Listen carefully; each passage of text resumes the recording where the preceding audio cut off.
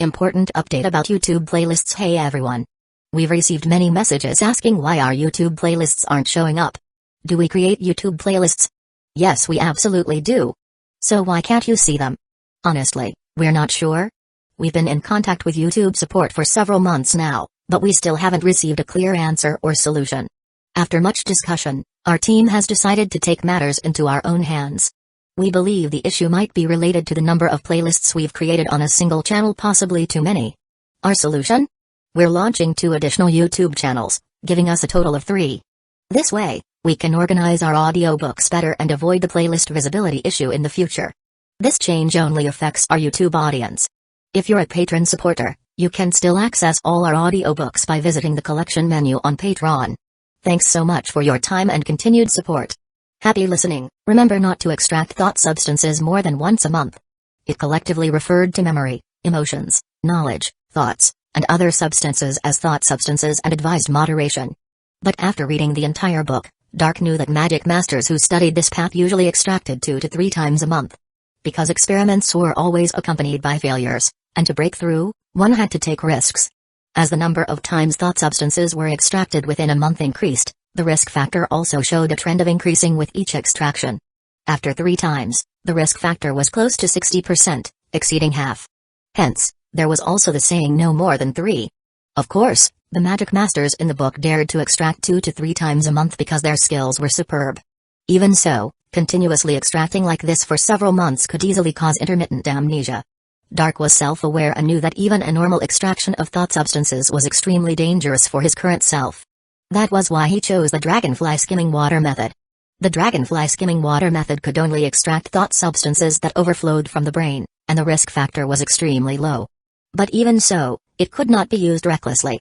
According to the Guide to Using the Magic Brain Dropper's recommendations, it was best to use it once every 24 hours, and after using it consecutively for more than 10 times, it was best to wait a month before using it again. To give the brain time to fully recover. The brain was the most complex system in the human body, and no amount of caution was excessive. And there was no need to rush. According to Dark's understanding of the dragonfly skimming water method. This method should only be used to extract the part of the 7 deadly sins index that exceeded 100. Therefore, currently, only arrogance could be extracted. Next, he planned to go to the library to find and study materials related to emotion-based magic cards, striving to further improve Arrogance I, or focus on developing Arrogance II. At 4:30 p.m., Dark had already appeared in the library. Pandora, the library senior, seemed to be on vacation and was surprisingly absent today. This was great. Dark completed the registration under Mrs. Bell's kind gaze and entered the library with a relaxed mood. The creation of Arrogance I was originally in his plan, but it was just one of many routes. He was very clear that if he only focused on suppression and couldn't transform the 7 deadly sins into power he could use, then the road ahead would only be a desperate chase, and he would eventually be forced into a dead end. Foolish people only evaded. Smart people would guide. Today, he confirmed that the route of making magic cards from overflowing 7 deadly sins was an opening. As for to what extent the 7 deadly sin series of magic cards could be developed, and what kind of core power they could exhibit, everything was still unknown. The swaying lamplight gently caressed the library desks. Dark Damon's silhouette appeared increasingly noble. Chapter 18, Street Marion gradually eroded by love-struck minds. Night Academy Common Room. The common room, quieter than usual, was the scene of a game of magical chess between Vit and Robert. Magical chess, a variant based on capsule monster chess, features 21 pieces per side. Each piece has its own attack, defense, health points, skills, and movement range per turn. Players deploy their pieces within their own territory, moving 1 piece per turn to advance, attack the opponent's pieces, and ultimately capture the fortress to plant their flag and claim victory. The brand new magical chess set Vit and Robert had pooled 5 credits to purchase was a sight to behold. Each piece was a miniature golem with an intelligence level of 0.5, capable of moving based on specific commands and even singing, dancing, and rapping. At the moment, Vit was commanding a mermaid piece to sing, utterly entranced by its performance. Meanwhile, Robert was making a Medusa piece dance, thoroughly enjoying himself. Not far away, Emma Metis watched them with a cold, disdainful gaze, a sneer forming in her heart. These 2 low achievers from Street Marion Academy have no idea their carefree days are numbered. Street Marion Open-Air Dueling Arena. A stunningly beautiful white dragon, so elegant it seemed capable of breaking the barriers of reproductive isolation, coiled in the air. Its snow-white scales shimmered with a silvery glow under the sunlight, while jade-like antlers gathered intense beams of light. Pandora Dragon, standing on the contestants' platform, exuded a lazy grace that seemed to harmonize perfectly with the white dragon. Leaning forward, her elbows resting on the platform, she propped her delicate chin on her jade-like hands, gazing boredly at her panicking classmate across the arena. Too easy. Life had become dull because everything was too effortless. The only thing that brought her joy was watching cute, naive, and shy little boys. That's where she found her purpose. Pandora lowered her head, playing with her nails slightly narrower, longer, and sharper than a normal human's, and couldn't help but let out a dreamy smile. When she looked up again, her opponent had completely crumbled. In the stands, fans from all walks of life cheered her name, holding up massive banners with shamelessly bold declarations. As Pandora stepped down from the platform, she waved toward the loudest section of the crowd, instantly amplifying the excitement. Her smile was bewitching. This was Pandora Dragon, a fourth-year student of the Magic Academy, the Silver Dragon Maiden, an ultra-popular duelist with countless fans. Traveler's Street. Rose, who had been dragged around snack stalls by Diana all afternoon, slumped exhausted on a chair in an ice cream shop. She lowered her head, touching her slightly rounded belly, and couldn't help but let out a bitter smile. Rose-chan, you need to learn to say no. But still, it was so sweet. Youth was indeed beautiful, with everyone moving forward at their own pace. A small card game called Love Divination had quietly become a trend. Diana fiddled with a cherry blossom card she had received as a gift from a candy store. Suddenly, she gave it a firm shake, causing the cherry blossoms on the card to flutter into the air, literally flying off the card. Pink and white cherry blossoms danced in the air, their fragrance wafting through the space. Once the blossoms scattered and naturally dissolved, the card would reveal the image of the person the holder cared about most. Diana, did you get your result? Rose struggled to sit up, trying to peek at the card. Diana brushed away the petals and saw the figure that appeared on the Love Divination card. A faint blush spread across her fair cheeks. She quickly raised her slightly chubby hand to cover the card, then pouted at Rose. Show me yours first. Rose leaned back in her chair, looking troubled. I told you, I didn't get anything. Oh, by the way, I heard yesterday that if you pour strong emotions and magic into the card after divining your lover, you can find out who they like. Want to try? No. Diana shook her head vigorously, but her fingertips secretly flickered with magic. She peeked through her fingers and suddenly paled. It wasn't her. Back in the library, Pandora stared at the blonde boy who had appeared on her Love Divination card, seriously considering the possibility of a woman 3 years older bringing good fortune. Emma Metis picked up a thumb-thick book from the corner of the table, flipping it open to find a lily-themed Love Divination card used as a bookmark. She still hadn't used it. At the next table, a corner of a flower card peeked out from Vitgold's textbook. In the library reading room, Dark carefully pored over Magical Theory Basics 2. The library didn't stock textbooks, so this second-year Magical Theory book was borrowed from the librarian, Ms. Bella. It was an old textbook left behind by a former student.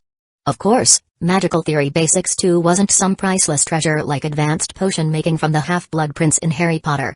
It was just an ordinary textbook with some class notes scribbled in the margins. Still, those notes helped Dark grasp some of the more obscure concepts in the book. Starting from the second year, the difficulty of Street Marian's curriculum took a qualitative leap. If the first year was about laying the groundwork, the second year dove straight into advanced studies.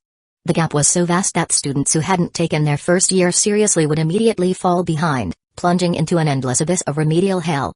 Even Dark found it challenging. Fortunately, his strong grasp of language, combined with the notes, allowed him to slowly but surely make progress. Soon, he found the chapter on precision crafting of emotion cards. The first-year curriculum only covered how to create simple emotion cards. To improve Arrogance I, he needed to learn more complex and advanced crafting methods. So, the 7th Alchemy Array is just a basic imprinting array, used to transfer emotional energy into a magic card. To refine emotions, you need the 13th Alchemy Array. To amplify effects, the 9th Alchemy Array. To prevent energy loss, the 18th Alchemy Array. And for reusable cards, you need the 21st, 33rd, and 34th Alchemy Arrays. Who would have thought such a small emotion card could involve so much complexity? Dark took a deep breath. Besides the alchemy arrays, crafting precision emotion cards also required some supplementary materials. Glancing at his nearly depleted credit balance, he thought it might be a better idea to apply for temporary access to the Magic Theory Professor's lab. After all, who doesn't love free resources? Chapter 19, Dark Damon Tries to Bring Joy to Others. Dark left the library and sat in the common room for a little while. Then he returned to his dorm, took a bath, and dozed off for a bit. After getting out, he drank a glass of milk and went to sleep. There was no other way, the life of a top student was just this simple and regular. Before this, Dark had never imagined that he could develop such good habits. Indeed, people grow step by step under pressure. For healthy physical development, Dark tried to ensure 8 hours of sleep a day, which is commonly known as early to bed and early to rise. He had been frequently wondering recently, if he really succeeded in removing the demon god's bloodline, would he return to his original lifestyle? The answer was uncertain. But he estimated it wouldn't change too much. Habit formation has many factors, but once successfully formed, maintaining it becomes relatively easy. Dark gradually felt that this kind of life was not bad, except for the constraints, which caused a bit of psychological pressure. And what he wanted to do now was to remove this pressure. 6:00 a.m., wake up. Dark arrived at the common room, picked up a copy of the Sage Daily issued by the kingdom, and was about to enjoy the breakfast brought to him by the lesser demon beast while reading the newspaper, when he unexpectedly heard rustling footsteps from the stairwell. In the past, when he read books and newspapers at this time, he would rarely encounter anyone. Enjoying the spacious common room all to himself had gradually become a pleasure. He didn't expect today to be different. 2 first-year students, still squinting, walked out of the stairwell. Seeing them take off their school uniforms and put on new clothes, that's right, they must be planning to go to Traveler Street early to ride the waves. After all, it was the first weekend Traveler Street was open. Dark understood. He didn't look at the 2 classmates again, but refocused his gaze on the newspaper, spoon in hand, continuing to stir the milk with sugar. Dark, good morning. Morning, Dark. Good morning, Rontgen, Sievert. They exchanged good mornings and then went their separate ways. Rontgen and Sievert went out of the tower and then looked at each other, whispering quietly. Rontgen sighed, so Dark gets up this early. Sievert, no wonder he's always ahead of us in his studies, diligence rewards hard work, the saying is true. Rontgen, maybe we should be more diligent too? Sievert, yeah, maybe. Rontgen, I really didn't expect that Dark demon, the real person, would be like this. I feel like I could be friends with him. Sievert, a bit difficult, right? He looks very kind, but doesn't seem to interact much with people. Rontgen, never mind. Let's have enough fun these 2 days first. We'll start working hard from next Monday. Sievert, let's do it. The figures of the 2 gradually faded into the distance. The lesser demon beast flapped its wings and flew back, giggling as it relayed the conversation between Rontgen and Sievert. Dark shook his head with a wry smile. Another classic I'll work hard tomorrow? Always leaving the thorny things for tomorrow, aren't they afraid of never taking this step? Tomorrow, and tomorrow, and tomorrow, how many tomorrows are there? But then he thought again. If there was no threat of the demon god's bloodline, perhaps the person saying I'll work hard tomorrow would become himself. He might become even more depraved. Indeed, everything has its good and bad sides. Dark sipped his milk, very sweet. Professor Kazel, the professor of demonology, was a very amiable old man. It was said that he existed in Merlin's era and was one of the few surviving alchemy masters. Because of his broad knowledge and eloquence, Professor Kazel's class was very interesting, simply crushing the 2 little fairy professors. Due to his goblin bloodline, Professor Kazel's height was only 1.43 meters, taller than pure-blooded goblins, but shorter than normal people. But no one would discriminate against him because of this. In fact, among all the teaching professors, he was the most popular if only demonology could be a little simpler. When Dark found Professor Kazel, he was tinkering with something incomprehensible in the laboratory. Dark? What brings you here? Kazel noticed him first. Dark asked curiously, Professor, what experiment are you doing? Professor Kazel smiled triumphantly, vigorously stirring the large bucket of pumpkin sauce in front of him. I'm preparing to make jack-o'-lanterns. Dark only thought for a moment before realizing, and then exclaimed in surprise, no way, Professor, Halloween is still a whole month away. Everything in advance, that's my life motto. Professor Kazel laughed. Dark easily got the key to the laboratory next door from Professor Kazel. It must be because he usually behaved too well, becoming even more of a model student than Emma. All the professors had a good impression of him. This time, when he proposed practicing the production of emotion cards, Professor Kazel lent him the key without any suspicion, and even suggested that he would personally come to guide him. Dark certainly didn't want him to come and guide, so he declined on the grounds that Professor is busy. Arriving at the laboratory next door, Dark locked the door and opened the experiment cabinet. Sure enough, it was filled with various materials. Although they were all basic materials, the production of emotion cards did not require anything too high-end. He carefully counted and found that everything he needed was there, so he took a partition tray from the one side and took some of the required materials from the experiment cabinet, placing them one by one into the compartments of the partition tray. Next, it was time to try the first production of refined emotion cards, according to the textbook. Dark opened the textbook to the page describing the production method, placed it on the table, and pressed it down with a small object. Then he began to prepare the potion. The Voice of Joy potion, which can make people laugh happily after drinking it. This potion cannot truly make people happy, but it can replace happy emotions and be used as an ink. If you think more about happy things while using it to make emotion cards, it will enhance the effect. Mage masters have always believed that emotions can be spread through magic. That is, without using a magic brain dropper to absorb emotions and inject them, but simply using the Voice of Joy potion as a substitute, applying it to the semi-finished blank magic cards, and then refining them, you can create magic cards with happy emotions. Originally, the simple method of making emotion cards used the Voice of Joy potion. Dark had just omitted the potion and directly replaced it with arrogance. But since he was first conducting a real experiment with refined emotion cards, it was necessary to start from the preparation of the potion. These were all things that had been learned to and practiced in potion class. Dark spent half an hour concocting a light green potion that was exactly the same as in the textbook, and then poured it into an ink bottle. Afterwards, he used a magic pen to absorb the ink and completely coated the card face of a blank magic card with a faint green color. Green made people feel pleasant, and Dark's mood was not bad. After that, various materials were boiled into a paste, coated on the surface of the magic card, and a transparent film could be formed after natural drying or hot air drying. Then, in order, the number 7 refinement array was first drawn on the transparent film to perform preliminary refinement, so that the Voice of Joy potion and the magic card were initially fused. Then, the number 18 refinement array was drawn on the back to form a frame and lock the energy in the magic card. After that, the number 21, number 33, and number 34 refinement array were refined simultaneously to form an energy loop, so that the magic card could autonomously recover after magic power loss. Finally, number 13 refinement and number 9 amplification. The whole process was quite complicated, and there had to be some overlap between each refinement array. It was necessary to ensure the correct operation of each refinement array when activated, and at the same time, not to interfere with the effects of other refinement arrays. Although Dark had practiced many times in the library last night, he still failed in his first official production. He was not discouraged and succeeded in his second production. Oh, my goodness. I thought you were making simple emotion cards. Professor Kazel pushed the door open in surprise. The door lock was like nothing in his hands. His face was still smeared with pumpkin sauce. Chapter 20, the beginning of the Arrogance series magic cards. Dark wasn't overly surprised by Professor Kazel's sudden appearance. He presented his results to the professor and took the opportunity to inquire about the problems he encountered during the crafting process. Professor Kazel was astonished that Dark had managed to successfully create a refined emotion card on his own. He casually provided various answers while examining the emotion card Dark had crafted, finally exclaiming in admiration, "Dark, your understanding of emotions is unexpectedly profound." Is that so? Dark was bewildered. Because he genuinely didn't know he had ever studied emotions. Sometimes being too humble isn't good. Professor Kazel winked. You should be proud of yourself. When I was your age, I was still playing with mud in the dirt. Then he turned and said, if you want to continue, remember to return the key to my office before 5 o'clock this afternoon. Dark, yes, Professor. 2 blank magic cards remaining.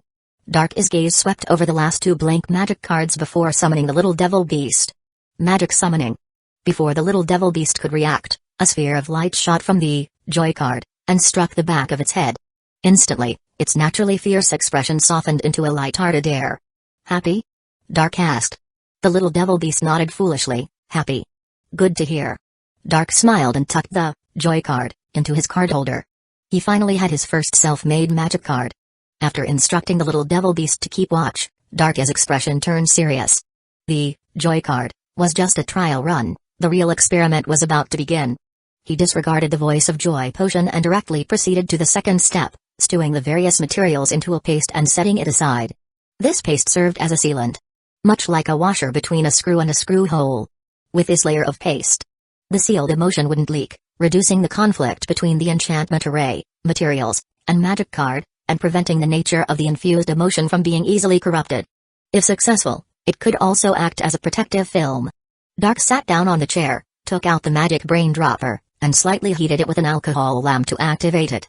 Then, he once again employed the dragonfly dipping water method, touching the tip of the magic brain dropper to his temple, gently squeezing the magic brain and releasing, repeating this process multiple times. No fine control was needed, as only arrogance was currently overflowing from his mind. As wisps of extremely fine black lines were drawn into the magic brain, arrogance finally decreased from 111 to 110. Eek! The magic brain dropper suddenly shrieked. Dark immediately stopped pressing and immersed its tip in water. Upon touching the water, the magic brain dropper naturally quieted down. Dark then removed it, shook off the water, and the magic brain dropper ceased its shrieking.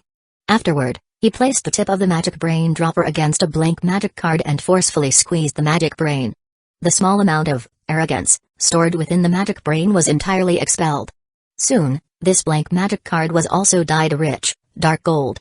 Once the dark gold color on the magic card became uniform and smooth, Dark applied the pre-stewed paste to the surface of the magic card. The subsequent steps were as before.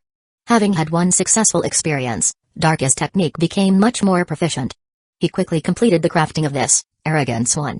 From its appearance, this Arrogance 1 was only different from the previous one in that it had an extra protective film.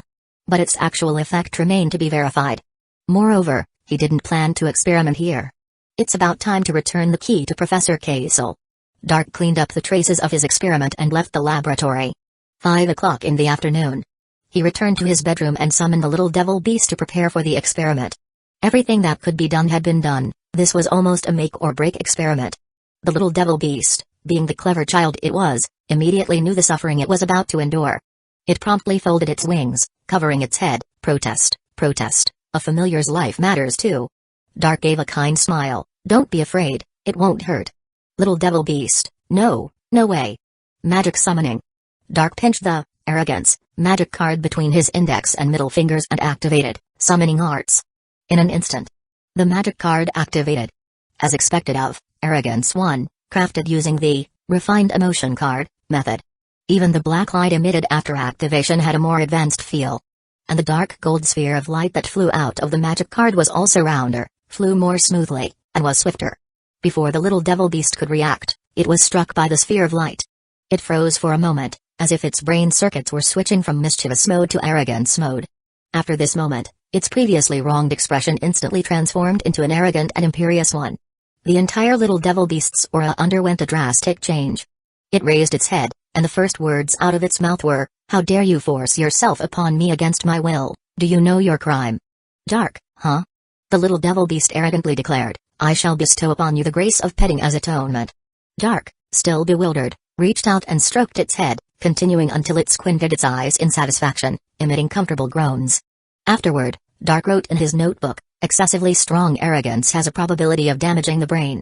Card name, Arrogance 1 type, magic card effect, causes arrogance in the target."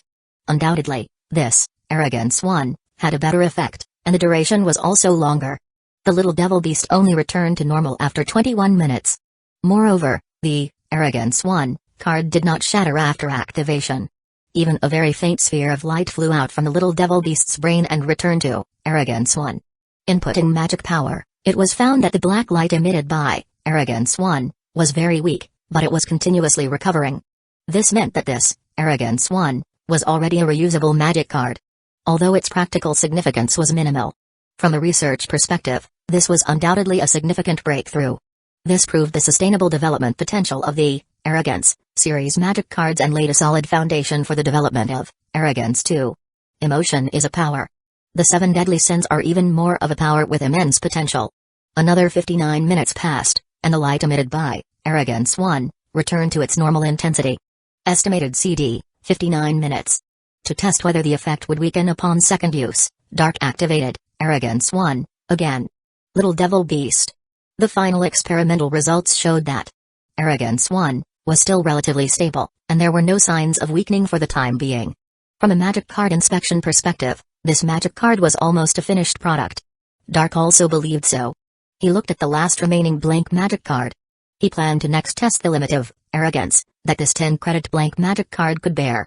For this, he would need to borrow a thought bottle, worth hundreds of credits from Professor Kaisel again, which could store emotions. Perhaps, this is the composure of a top student. Chapter 21, Dark Damon is impeccable. Waking up from a nap, it was already Sunday.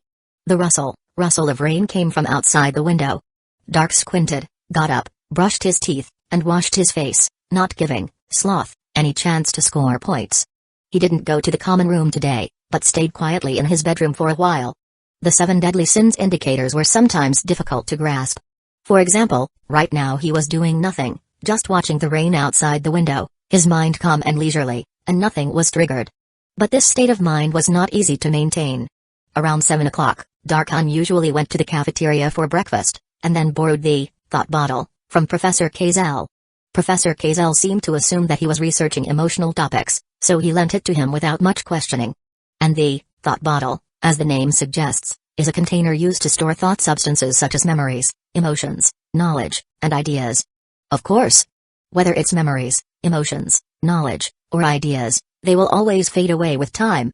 Relying solely on the thought bottle, which costs a few hundred credits, cannot completely prevent the fading of thoughts. It just provides a wall, making the loss of thought substances slower. The best preservation time for thought substances is 72 hours. After 72 hours, the fading phenomenon will intensify. Dark decided to set the next experiment time for Tuesday afternoon or evening of the 3rd day. By then, there should be 3 points of pride available for experimentation. Probably because the rain was getting heavier and heavier, the new students could only be dejectedly holed up in the common room. Some were reading, some were playing chess, and some were desperately catching up on homework. Diana belonged to the latter category. She dragged Rose to a corner of the common room, found a spot, and bit her pen, rushing to finish her assignments. Diana was really not very clever.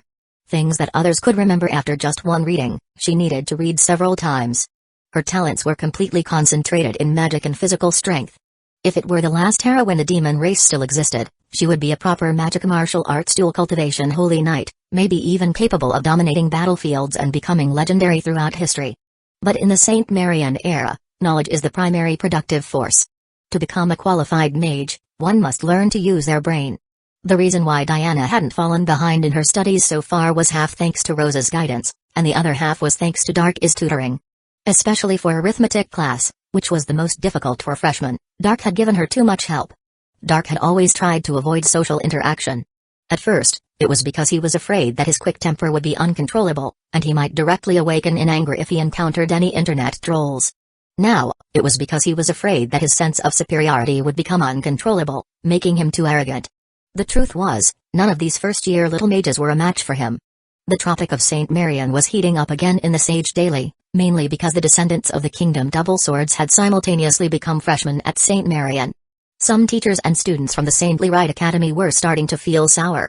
If they could seize upon some misconduct of one of the freshmen and report it extensively, it would surely hit the arrogant arrogance of St. Marian. They naturally set their sights on Dark Demon, whose reputation was very poor. They heard that this young duke was hedonistic at a young age, arrogant and lazy, foolish and irritable, simply a standing target for people to beat up crazily. Moreover, targeting Dark Demon might further hit the Dove faction led by Duchess Arvette. Everything is always contradictory and repetitive. The Valkyrie, who once scalloped across battlefields, killing and burying bones without batting an eyelid, understood the importance of recuperation and became a dove advocating for peace. The saintly church forces, who once actively advocated for peaceful coexistence and reduced killings during wartime, had instead become hawks advocating for military expansion in the face of current development obstacles. How does that saying go? Without war, where does faith come from? The Pope of the saintly church would not personally take action, but the chief archbishop, one of the 36 counselors, often gave grand speeches in the council, instigating the king to send troops to conquer. Taking advantage of the fact that the surrounding small countries were not yet strong, they wanted to wipe them out in one fell swoop. The king was old and had lost his ambition, so they encouraged the crown prince to succeed to the throne and conquer the world. The crown prince had always been ambitious and coincided with the saintly church. In this way, the Dove faction had to turn to support the gentle-mannered eldest princess, and it also happened to ride the current wave of the Renaissance, supporting women to stand up and recommending the eldest princess to succeed to the throne. Of course, everyone understands why a Gal game has this kind of setting. However, flies don't bite seamless eggs, meaning eggs without seams are invincible, lol.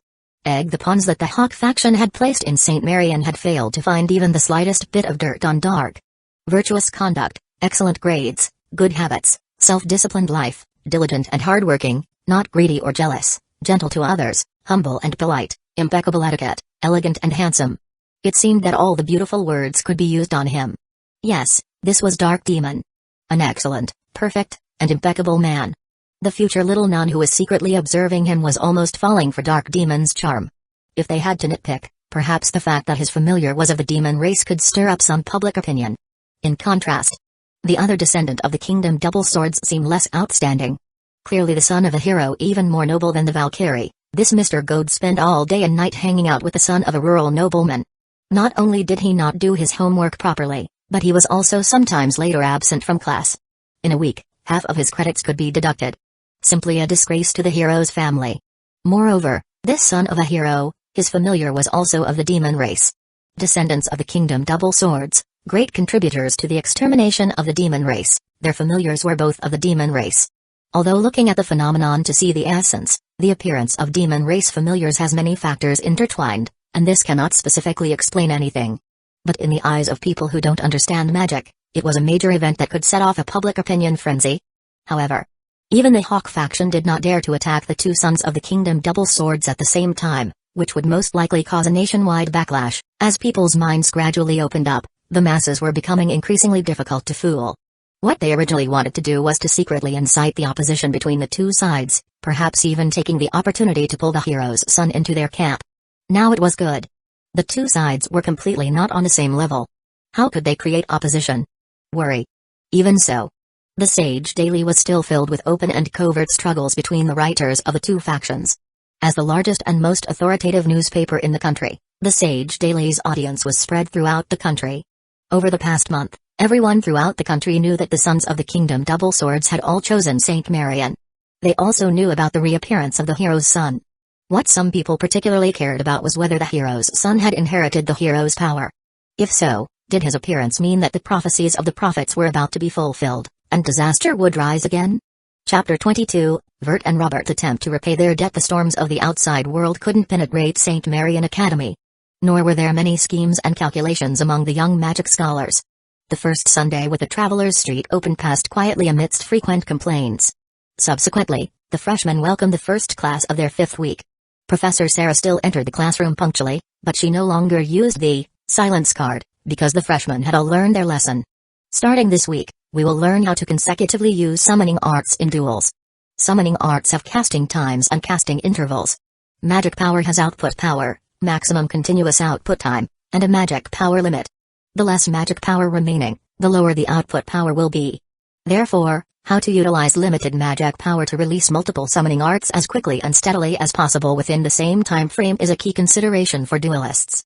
The main aspects involved are magic power management and time management, which requires at least a basic understanding of arithmetic. The famous Dragon Egg magician, Da Vinci, once said, "Arithmetic is the foundation of all magic." Whether in practical combat or research, arithmetic is indispensable. Over the past month, Dark had assessed his own magic power. His total magic power was still rapidly increasing, already exceeding the standard value for a third-year student. And even without refinement, the quality of his magic power was close to that of a second-year student. As for output power, it was somewhat exaggerated. With the common summoning arts he currently knew, he didn't need to worry about output blockage caused by continuous casting at all. As the undisputed top freshman, Dark's common summoning art casting time had been compressed to within 10 seconds, and the summoning art cooldown was the same. This meant he could release 3 summoning arts within 1 minute. Which meant using 3 magic cards that could be activated by common summoning. Consecutively using common summoning arts to activate 3 magic cards within 1 minute, this was one of the final exams for the first-year summoning art class. Being able to complete a whole year's worth of coursework in less than a month, it was no wonder Dark was favored by the professors. Today's summoning art class was still held jointly with the Knights Hall students. Dark sat in his usual spot, taking in the entire classroom. Professor Sarah was now teaching knowledge he had already mastered, so he basically didn't need to worry about triggering greed in class. He did need to be mindful of sloth, but he usually brought a book to read. And because he was reading books related to the class, the professors knew about it and turned a blind eye. Some even actively discussed things with him. For example, the book Dark was currently reading was Magical Mind Magician Red Summoning Art Forum, the difference between magic spirit summoning and other magic summoning.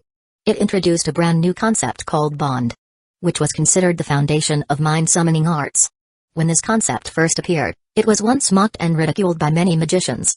Magicians believed that the intelligence level of magic spirits was at most 2, even half a level lower than familiars at 2.5. Being able to command them to attack and evade was already the limit. As for communicating with magic spirits and building mental bonds, it was simply a pipe dream. But all of this changed after Red ascended to the National Magic Duel Championship throne that year. The power of the mind began to be valued, and magicians began to treat magic spirit cards as life. Obsessives would even talk to their magic spirit cards. Fanatics even injected their souls into magic cards, attempting to build bonds through unorthodox methods like increasing the intelligence level of magic spirits, so that magic spirits could unleash strength beyond their stat sheets. Dark wasn't at the stage of delving into this yet. The book in his hand mainly discussed how to communicate with magic spirits and gain their responses to reduce the magic power consumption and casting time when summoning them. To shorten the casting time of summoning magic spirits to the limit, it was necessary to master the knowledge in this book. I heard that in the next magic theory class, Professor Kazel will teach us how to create our first magic spirit card. Once successful, I can use this knowledge. Dark couldn't help but let his thoughts wander, wondering what his first magic spirit would be. Just then, he suddenly noticed Robert and Vert from the Knight's Hall whispering to each other, seemingly plotting something. Vert and Robert were also huddled in a corner of the classroom, but on the side closer to the back door. Robert glanced towards the window like a thief, whispering, "I told you sitting at the back makes it harder for the professor to call on you, right? Look, Demon hasn't been called on much lately." "Are you talking about Dark?" Vert whispered back, "Either way, we absolutely can't get points deducted. We have to score 40 points combined today." Robert confidently declared, "Don't worry, 10 plus 10 plus 10 plus 10, that's 40 points. Just a matter of 2 classes." Vert, "That's good then. Professor Sarah, Gold, you answer this question. How to properly breathe during the transition between 2 summoning incantations." Vert. "Professor Sarah, I expect you to be more attentive in class. 5 points deducted." Vert, "Robert, what do we do?" Robert, "It's okay, don't panic, we have 3 classes today, even if we get deducted another 15 points, it'll be fine." Vert, 15 points, it shouldn't be more unlucky than that, right? Robert, "Relax, it's not that easy." Vert. The summoning art class ended under Professor Sarah's icy gaze. In the magic theory classroom, Professor Kazel entered 5 minutes early, but the students didn't quiet down because of it. Some even boldly asked loudly, "Professor, are you really going to teach us how to make magic spirit cards today?" "Of course." Professor Kazel slowly drew a magic card from his sleeve, then moved his lips slightly to activate it. A heavy box suddenly appeared on the podium. Professor Kazel clapped his hands and asked, "Are there any students willing to help distribute the materials in this box?" "I will. I will." Amidst several responses, Emma silently rose from her seat and began distributing materials. The students who had shouted the loudest instead watched with amusement. Professor Kazel said with a smile, "Metis, just 1 pack per person." Emma, "Yes, Professor." Dark was the last to receive the materials. It was a pack of materials in a transparent bag, even containing 2 blank magic cards. It was clear that the base price of this pack of materials exceeded 20 credits. Chapter 23, Dark Damon's cat climbs into the box too. Alright. Let's start class now. Professor Kazel walked to the center of the podium after the bell rang. He looked at the students in the classroom, who were like lambs bleating for milk, and couldn't help but reveal a smile as warm as the sunshine. "I believe you students have already heard some things from the upperclassmen. Just as you thought, today's demonology class will enter the practical stage, which is the first production of demon spirit cards." Whoa. Whether they were students from the Noble Academy or the Knight Academy, they were all excitedly howling. They had been at St. Marian for a month, and only now were they starting to create their first demon spirit card in their lives. The students had long been impatient and were inevitably excited. Of course, if it were Professor Sarah's class, they wouldn't dare to be so noisy. Professor Kazel gave them 2 minutes to calm down, and then continued with a smile, "Excitement is good, but don't relax in class because of it. Today's class is of profound significance for every little mage. The first demon spirit of a mage's life often becomes a close companion that accompanies you for life." As he spoke, he snapped his fingers, and a demon spirit card flashing with a hint of light appeared between his thumb and forefinger. Then, without chanting any spells, a demon spirit with snow-white wings, small pointed horns on its forehead, and golden eyes like a kitten naturally emerged from the demon spirit card. "This is my initial spirit, the snow-winged golden-eyed beast. Professor." A girl from the Knight Academy suddenly raised her hand to ask a question. Professor Kazel nodded, and the girl continued to ask, "Is our topic today this snow-winged golden-eyed beast?" Professor Kazel said humorously, "Of course not, it seems the upperclassmen didn't spoil too much. Our topic today is the phantasm beast." "Phantasm beast?" Dark's hand flipping through the textbook suddenly stopped. The students also began to whisper to each other. The so-called Phantasm Beast was a shapeless phantom beast, legendary for being ethereal, elusive, and even invisible to the naked eye. No way? Degrees! Exclamation mark. Diana asked blankly, doesn't the book say that phantasm beasts are phantom beasts invisible to the human eye? Professor Kazel said with a smile, the root form of the phantasm beast is indeed invisible to the naked eye. But as long as we do some tricks, we can make it visible, and this is what a mage does. Alright, put your textbooks aside, what I'm going to teach today is not written in a book. He wrote the words Phantasm Beast on the blackboard in large characters, and then in the very center, with one stroke, drew a rough outline, similar to a kitten. Before a phantasm beast is seen by someone, its form is uncertain. It can be a cat, it can be a dog, it can even be a dragon. The phantasm beast seen by each person may appear in completely different forms. But demon spirits are different from real phantom beasts. From the moment it is created, the mage will have a perception of it. And after being seen by the mage, it will forever be fixed in the form that the mage sees. As for what form it will be? It depends on the expectations deep in your heart. In today's class, I will explain the method of making Phantasm Beast spirit cards from beginning to end. And you have 2 sets of materials in total. If all goes well, you may even have 2 Phantasm Beasts. If you fail, of course, you will have nothing. As soon as the words fell, the small discussions that were still present in the classroom suddenly disappeared. Even Vert and Robert couldn't help but tense up. And selectively forgot their current biggest troubles. Professor Kazel no longer quoted classics or told legends in this class. He very meticulously explained the steps of making Phantasm Beast spirit cards one by one and wrote them all on the blackboard.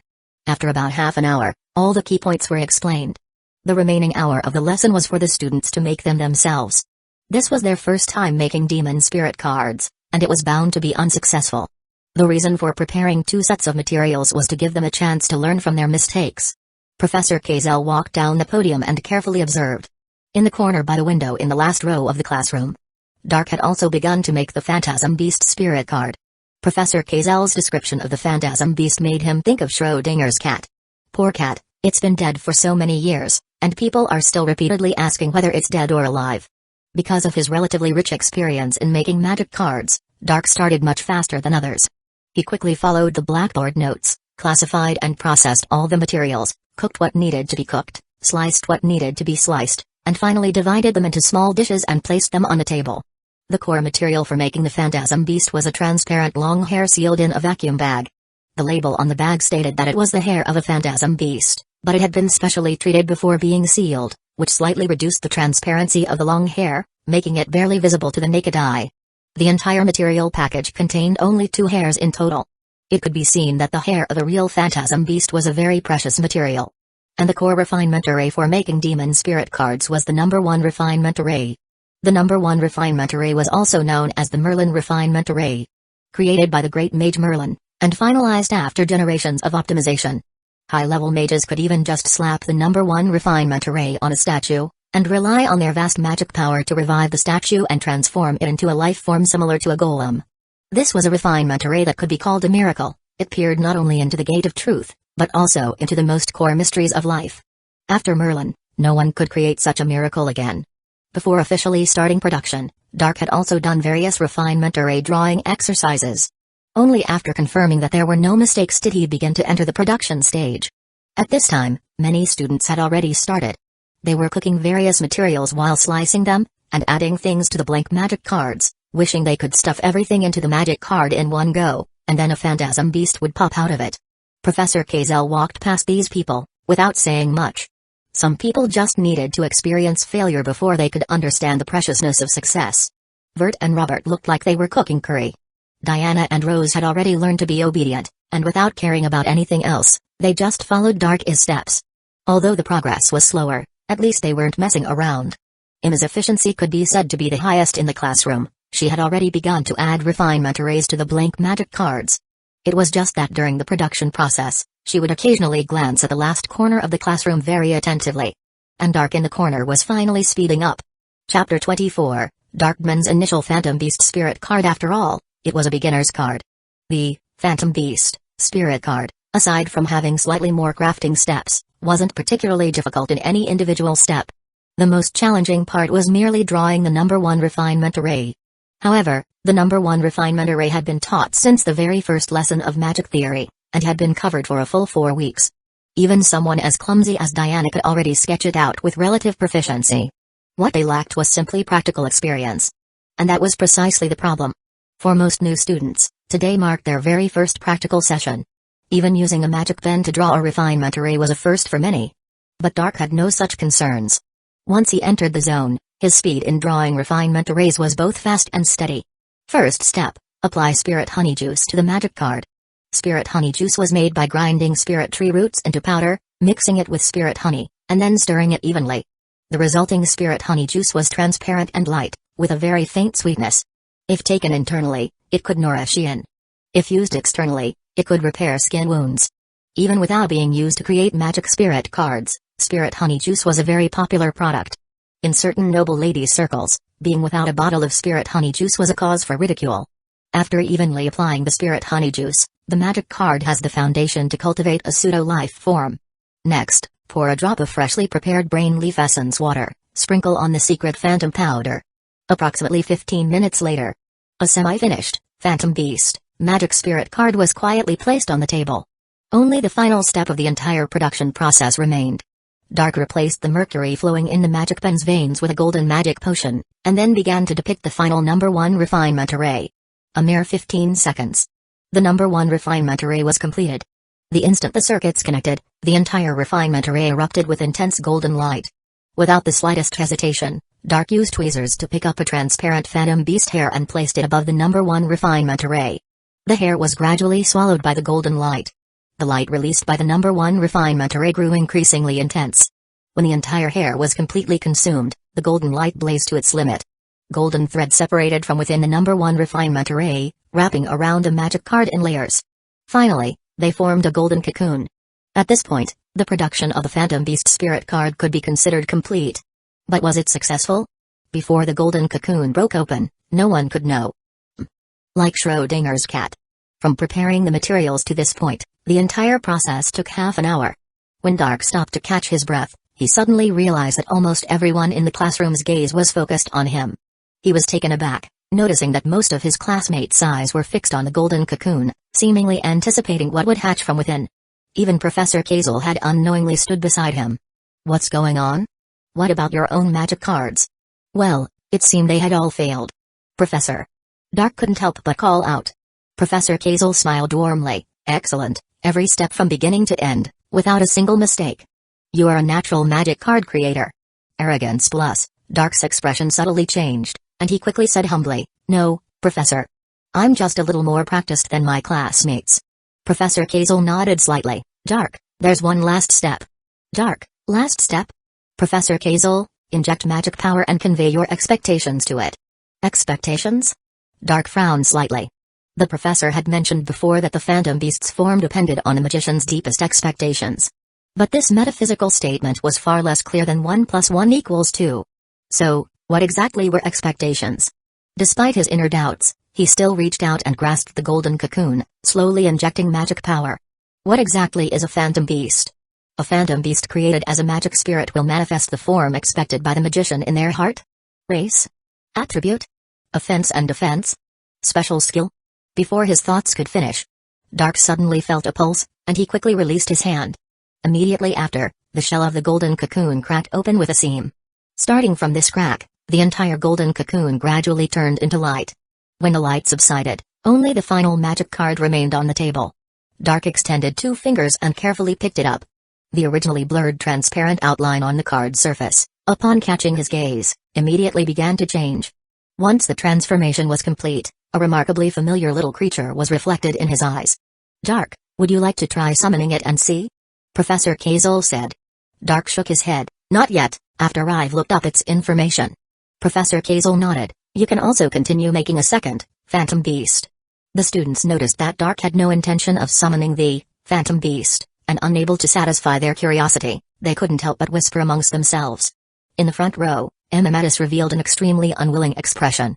She had clearly crafted faster than Dark, but in the end, due to being overly hasty, she made a fatal mistake, causing all her efforts to be in vain. Otherwise, the fastest would definitely have been her. Dark, can I take a look at your Phantom Beast? Diana asked softly. Rose beside her was also with eyes shining. Dark smiled, this time not refusing, and directly showed the Phantom Beast, to them. Card name, Phantom Beast, type, Spirit card, rank, race, Beast Canines Felines, attribute, normal, magic power, 100, attack, 100, defense, 100, special skill, imitation. Yes, this was a magic spirit card named Phantom Beast. But in reality, it was an EV. After Little Devil Beast, it's EV? An ethereal, elusive, and formless Phantom Beast? I'm so done with this. Copying Digimon wasn't enough? Now even Pokemon too? Wait, could it be that this EV I created is the original form of the Phantom Beast before it was observed and renamed? Dark felt that his guess was very likely correct. Just like the Little Devil Beast in this world was merely an inferior demon race unable to evolve. The EV, renamed Phantom Beast, was likely also a second setting based on plagiarism. However, from the data panel of this Phantom Beast, he noticed an anomaly. Special skill, imitation, mimics the opponent's move just used, and uses the same move. The real Phantom Beast did not have this special skill. Does this mean that my Phantom Beast, like Little Devil Beast, has also become my shape? Evi, Demon God Form? Chapter 25, Evi-chan shows you a disgusted look. Generally speaking, the Phantasm Beast, as the initial demon spirit card for little mages, would change into corresponding races and attributes according to the little mage's expectations. But no matter how it changed, it couldn't change the fact that it was still a 1-star card, and its magic, attack and defense 3 stats were all 100, very weak. Its commemorative significance far outweighed its practical significance. When mages who graduated from St. Marian Academy gradually became stronger, they would usually cherish the Phantasm Beast as a treasure, but basically would no longer use it in battle. However, Dark saw possibilities from his own Phantasm Beast. It was still that saying, different perceptions determine different magic. Perhaps this Phantasm Beast, Evi, really had the characteristics of Pokemon, and could have the possibility of evolution like real Pokemon. While pondering, Dark observed the classroom. Except for Diana and Rose, who were progressing as slowly as snails, all other students' first attempts at production ended in failure. The difficulty of making Phantasm Beast lies in the numerous steps, and mistakes in any step would lead to failure. Therefore, it required extreme care and steadiness. This was also the message Professor Kazel wanted to convey to them. In the end, no one else completed the production by the time the class bell rang. Rose also failed regretfully. Diana, however, was still slowly progressing. Professor Kazel said humorously, "Fortunately, you can continue to produce in the classroom until your second attempt also fails. By the way, the homework due by the next class is to complete the production of one Phantasm Beast. You can come to me to buy new materials, a sincere price of 100 credits per pack, only one pack." After speaking, he packed up his teaching materials and walked away humming a little tune, leaving the students with a large back view. How infuriating. Dark didn't leave immediately, mainly because he wanted to see what other people's Phantasm Beasts would be like. As a result, the second person to complete the production was indeed Emma Metis. Emma, who was only slightly slower than him, finally succeeded in her production in the 5th minute after the class bell rang. She couldn't help but raise the corners of her mouth and glanced over here again. Unlike Dark, who was so calm, she immediately released the normal summoning spell, after completing the production, summoning her first demon spirit in life. Still an otter. She seemed to have a special fondness for otters, and this otter's incisors were even larger than her familiars. As for the third person to complete the production, it was unexpectedly the little fool Diana. Yes. Yes. Yes. After being excited for a long time, Diana also summoned her Phantasm Beast. Not a silly panda, but a snow-white polar bear. It seemed that she didn't care much on the surface, but in her heart, she still hoped that she would grow tall and strong like the members of the great Baylor family, as fierce as a polar bear. Dark then looked at Vert and Robert on the other side. Robert had completely ruined his second set of materials before class ended. Vert, on the other hand, was doing it quite skillfully, and was now at the final step of drawing the number 1 refinement array. Although he hadn't practiced much, both of his hands were exceptionally steady. If he had a sword in hand, it would definitely not tremble at all. Perhaps, this was the talent of a hero. About 12 minutes after class ended, Vert became the 4th person to complete the production in the 2 academies. Robert seemed even more excited than him, his cheeks and neck flushed red. And Vert also immediately summoned his Phantasm Beast, after completion. It turned out to be a glowing white stag. So the Patronus was hidden here. Dark suddenly realized. This stag was obviously a beast type, light attribute, exactly the opposite of Vert's familiar. Speaking of which, despite being the son of a hero, Vert's familiar was also of the demon race, dark attribute, just like Dark is. Perhaps because of his aversion to the demon race, Vert didn't often release his familiar, but Dark had seen it occasionally. It seemed to be a minotaur, only knee-high, quite cute. And Robert's familiar was a machine type, steel attribute robot. The robot had a round head and a round body, its hands were multifunctional arms that could transform into various tools, and its lower body was a tracked wheel, which looked very useful. Dark was quite envious of Robert's robot familiar. Its intelligence level of 2.5 was enough to serve as a lab assistant. Following Vert's success, Little Rose on his side failed again. She looked very dispirited, but wasn't too disheartened. Diana gave her second set of materials to her, and the two began to prepare for their third attempt together. Anyway, the afternoon's first class started at 1:30 p.m., there was still plenty of time. 12:10 p.m. Dark returned to his bedroom after lunch. It was only at this time that he summoned his Phantasm Beast. Phantasm Beast, Evi, Demon God appearance. Phantasm Beast, Evi. This Evi's appearance was less animalic and more realistic. Its appearance was more like a fox, its round little face turned into a vixen-like oval face, its mane became more flowing, and its ears also had more of a phantom beast feel. Evi? It tilted its head slightly while making a sound. This girlish charm was simply irresistible. But a demon spirit with an intelligence level of only 2.0 was only at this level. Dark hadn't yet mastered the mind-summoning spell.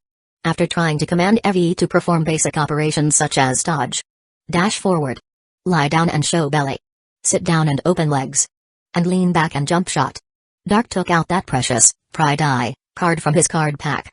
Whether it's as I thought? A test will tell. Magic summon. Pride Eye activated. A dark golden light ball, dragging a long tail, shot out and plunged into Evi's forehead. Evi! Evi subconsciously raised her hand to cover her forehead, and when she put it down, her eyes had become cold. Nothing more to say. Just a high cold goddess vibe. Dark tried to give her a pat-pat, but was avoided with a disgusted look. This kind of performance appearing on a demon spirit was extremely unbelievable. Demon spirits with an intelligence level of only 2.0 usually completely obeyed the mage's orders, even if they were wrong, even orders to send them to their deaths. It was impossible for them to avoid their master's pat-pat. So that's it, for different individuals, the forms of pride are also different? Thinking of the lesser demon beast's prideful performance that seemed like its brain was broken, Dark wrote down the corresponding record in his notebook. Evi, Shadow Ball. Evi-chan glanced at him sideways, with a disgusted look. Evi, wag your tail. Evi-chan glanced at him sideways, with a disgusted look. Evi, act cute. Evi-chan glanced at him sideways, with a disgusted look. Has the essence of the demon spirit card not changed? Only one fixed ultimate move, Mimic, which consumes 100 magic points. Dark reached out and scratched Evi's chin. The latter tried her best to lean back, but there was no follow-up action. But judging from the form of expression, the life form has indeed changed slightly. At least the intelligence level has been improved. It can be considered to have gained sentience. It was the same with the lesser demon beast. Perhaps this is the basic effect of the Pride series of magic cards. If Pride Eye can be upgraded to Pride 2, there should be further changes. At 1:10 p.m. Dark went to the demonology classroom in advance, but encountered Vert, Robert, and Emma on the way. They seemed to be arguing. Chapter 26, Vert and Robert's Great Death Crisis. Robert Broheim absolutely did not expect Emma Metis to be such a venomous woman. He had originally thought that this fellow townsman from the same city as him was reliable, someone he could borrow money from, but he never imagined that from the moment she lent him the credits, she had already been secretly plotting. Scheming bitch. He cursed out loud. Robert. Vert tried to hold him back, but failed. Robert came from a military family. Although he was foolish, he possessed brute strength. While Vert inherited the bloodline of a hero, he had lost both parents and had not received a good education, and his nutrition was also lacking, making him somewhat frail. The balance of power between the two might reverse in the near future, but not now. The angry Robert's face and neck flushed red from excessive excitement. His roaring spittle almost splashed onto Emma's face. Emma, however, remained indifferent, not agitated in the slightest. Seeing Robert wind up his fist, as big as a steamed bun, Vert quickly grabbed his arm, while Emma merely sneered, only the immature resort to fists. Robert's expression faltered, and the strength drained from his arm, letting Vert pull it down. But his anger remained, and he still gritted his teeth. Isn't it just 5 credits? I'll go find someone to borrow from right now. Emma said coldly, we have a contract, Robert. Robert roared, it's only 5 credits short. Emma remained unmoved, it's too late, Robert, we're already in the 4th doubling period. The initial time was Friday afternoon at 1 o'clock. Robert had been thinking that a day started after the calendar flipped, and subconsciously ignored Friday itself. But in reality, from the moment the contract was signed, a day was 24 hours. After 1 o'clock on Saturday afternoon, it was the second day. Starting from 1 o'clock on Sunday afternoon, it was the third day. Now, it was already past 1 o'clock on Monday afternoon, the fourth day. 2 times the first day, 4 times the second day, 8 times the third day, 16 times the fourth day. 16 times 5 credits was a full 80 credits. Robert had thought that they only needed to gather 40 credits for the entire day today. And they already had 35 credits. If they did well in the afternoon's Potionology class, they would have 55 credits. Paying back the debt would be a piece of cake, right? Even if things got really bad, borrowing just 5 more credits from someone would be enough. Robbing Peter to pay Paul, who didn't know how to do that. Those old army veterans were masters of this. Robert had been influenced by them and had a very similar mindset. Don't get worked up, Robert. Vert finally couldn't help but say. He had felt something was off from the beginning and now he finally understood. Even if it's already 80 credits, we can still easily pay it back. 1 class this afternoon, 2 classes tomorrow morning, plus what we have now, that's a full 95 credits. More than enough. That's right. Robert did some quick calculations and finally calmed down. Once we pay back all the credits tomorrow, Emma, we'll have nothing to do with each other anymore. So, it's a debt repayment drama. I thought it was something else. It seems the trio is still together, albeit in a not-so-normal relationship. Dark, seeing that a fight wasn't going to break out, turned and left. Just 80 credits, it would be paid off in the blink of an eye.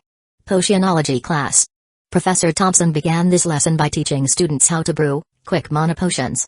This was a special potion that could help magicians quickly recover the mana needed for 3 normal summons, and 1 could be taken per day.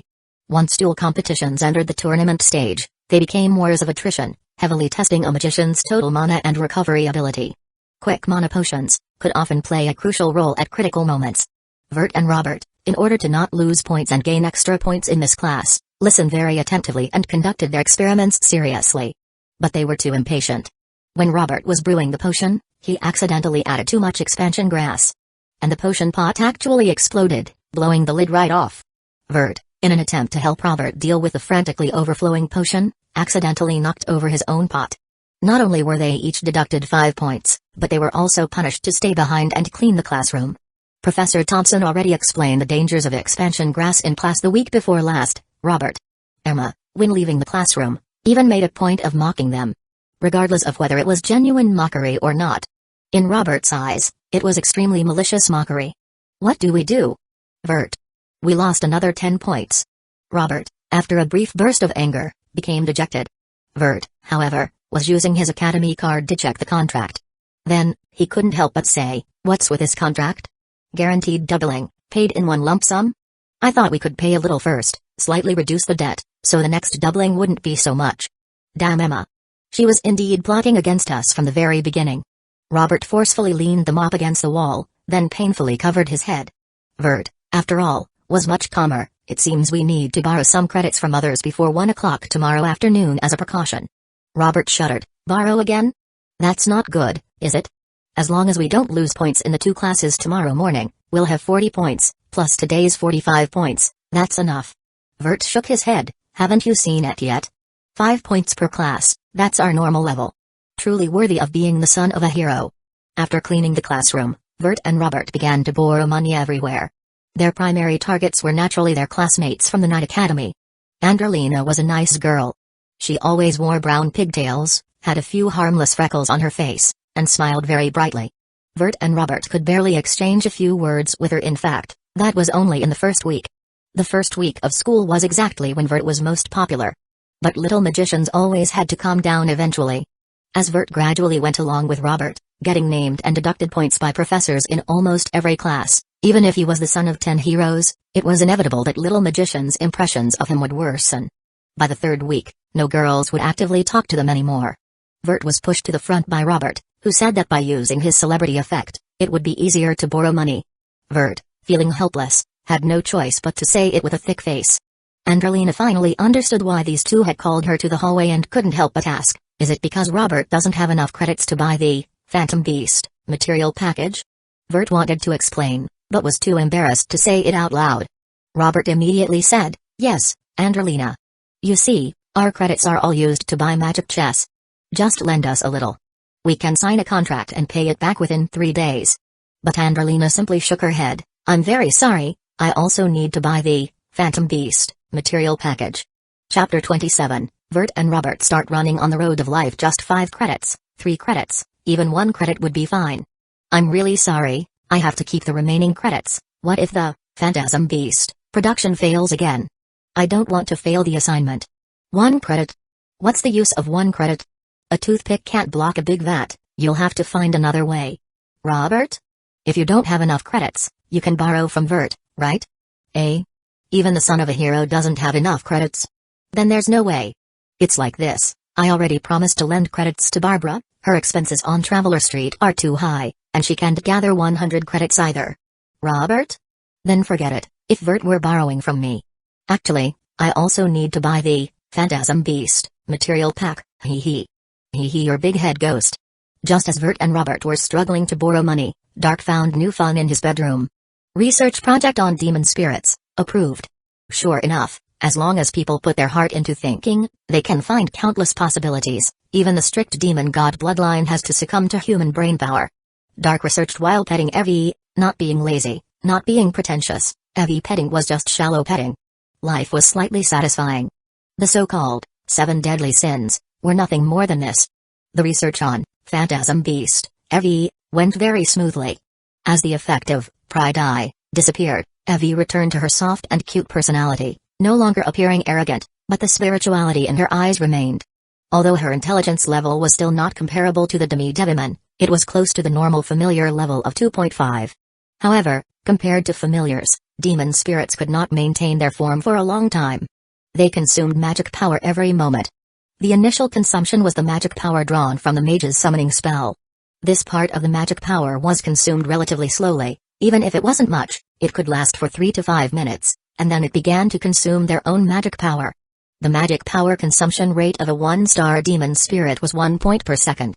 According to Evie's total magic power of 100, she could only exist for an additional 1 minute and 40 seconds. If she released the ultimate move, Mimic, which consumed 100 magic points, then she would dissipate directly. The next time you want to summon her again, you need to replenish her magic first. If you repeatedly replenish magic multiple times in a short period, the durability of the demon spirit card will rapidly decrease. This is the same principle as a battery being used multiple times and its capacity decreasing. However, demon spirit cards have corresponding repair methods. Using some of the materials used to make the demon spirit card, it can be repaired. Therefore, mages often keep a copy of the materials for their main demon spirit cards as a backup. Small darts. The demi-devimon flapped its wings and shot out a syringe with a shark head. Evie nimbly dodged it, and then used her ultimate move, Mimic. A syringe with a slightly different color quickly formed and shot back at the demi-devimon. The demi-devimon screamed and flew high to dodge, while Evie quickly dissipated after releasing Mimic. Dark looked at the little Evie gradually condensing on the surface of the Phantasm Beast Evie card and began to try to replenish magic. According to the description in the textbook, replenishing magic was not difficult, just pay attention to the speed and amount of magic power input. When the demon spirit card gradually glows, it means the magic power has been fully replenished and is overflowing. Dark gathered magic power at his fingertips, outlined a small 6-pointed star magic replenishment array on a card surface, and then pointed at the center of the array Evie's belly and injected magic power. The Evie on the card surface suddenly moved bashfully, startling Dark. Then he immediately realized that he might be able to enter the realm of Mind Mage through another path. 2 minutes later, Dark learned how to move the magic replenishment array while replenishing magic. The magic replenishment array moved with the movement of his fingers, and the magic power continued to be injected without interruption. Dark rubbed little Evie's belly with his fingers, listening to the Evie breaths. The corners of his mouth gradually twisted into a perverted smile. Ecstasy +1. Tuesday. This week's dueling class finally entered a new stage. At 7 o'clock in the morning, a notice suddenly appeared on the division cards of every first-year student in the 4 academies. Dark pulled out the constantly vibrating division card from his card pack and found that it was a notice to change classrooms. So that's it, today's dueling class is in the duel arena? St. Marian had 3 duel arenas, 2 indoors and 1 outdoors. The indoor duel arenas were usually used for teaching, numbered 1 and 2. The outdoor open-air duel arena was used for duel competitions, and it was one of the few places besides Traveler Street that allowed outsiders to enter. Every week, From Friday afternoon to Sunday night, countless spectators would flock from all over the kingdom to watch the duel competitions, and many fan clubs were organized for this. Of course, the infiltration of the betting industry was also unavoidable. Rumors often circulated outside that St. Marion itself was the biggest betting boss. Today's dueling class for first-year students was in Duel Arena 2. Dark arrived at the arena a little late, and at this time, there were already many students inside watching curiously. Outside of class time, whether it was the indoor or outdoor duel arena, they were generally occupied by upperclassmen. It was the first time for freshmen to observe the arena facilities so relaxedly. The first impression the duel arena gave was tall. So tall that the ceiling seemed to reach the clouds. The second impression was large. It was said that the duel fields in the arena were all built using field cards as templates, and could change into different types of fields as needed. As 8 o'clock approached, more and more students poured into the arena. Noble Academy, Knight Academy, Mage Academy, Fool Academy. Freshmen from the 4 academies arrived in succession. This was their first time taking the same class together. Freshmen from the Noble Academy were more often in class with freshmen from the Knight Academy. Freshmen from the Mage Academy were more often in class with freshmen from the Fool Academy. So people on both sides were not very familiar with each other. When Professor Poa Jones arrived, the 4 academies in the arena were divided into 2 distinct sides, and the 2 academies on each side were also far apart. Since everyone is quite energetic, let's start by running 2 laps around the arena. Professor Jones was dressed like a physical education teacher, wearing only a small top, the hem of which was tied in a bow below the ball, tightly binding the spheres, revealing rock-like ABS. Little mages were obviously experiencing the so-called running laps for the first time, and complaints filled the arena. The first to start running was Robert, who revealed a sharp gaze. Robert only glanced at Vert before suddenly rushing out of the crowd. Although it was extremely abrupt, it was mainly conspicuous enough. Very good, bro. Hey, I'm plus 5 points. Robert couldn't help but show ecstasy, and the steps under his feet became even more forceful. Although the arena was large, Robert had undergone formal military training before entering school, and his physical strength was very sufficient, and he didn't feel tired even after running 2 laps. Vert, however, was exhausted like a dog. On the other side, Dark finished the whole course at a leisurely pace, and when he looked up, he saw Vert, Emma, and Rose, who had just started their second lap, as well as a large group of Mage Academy students.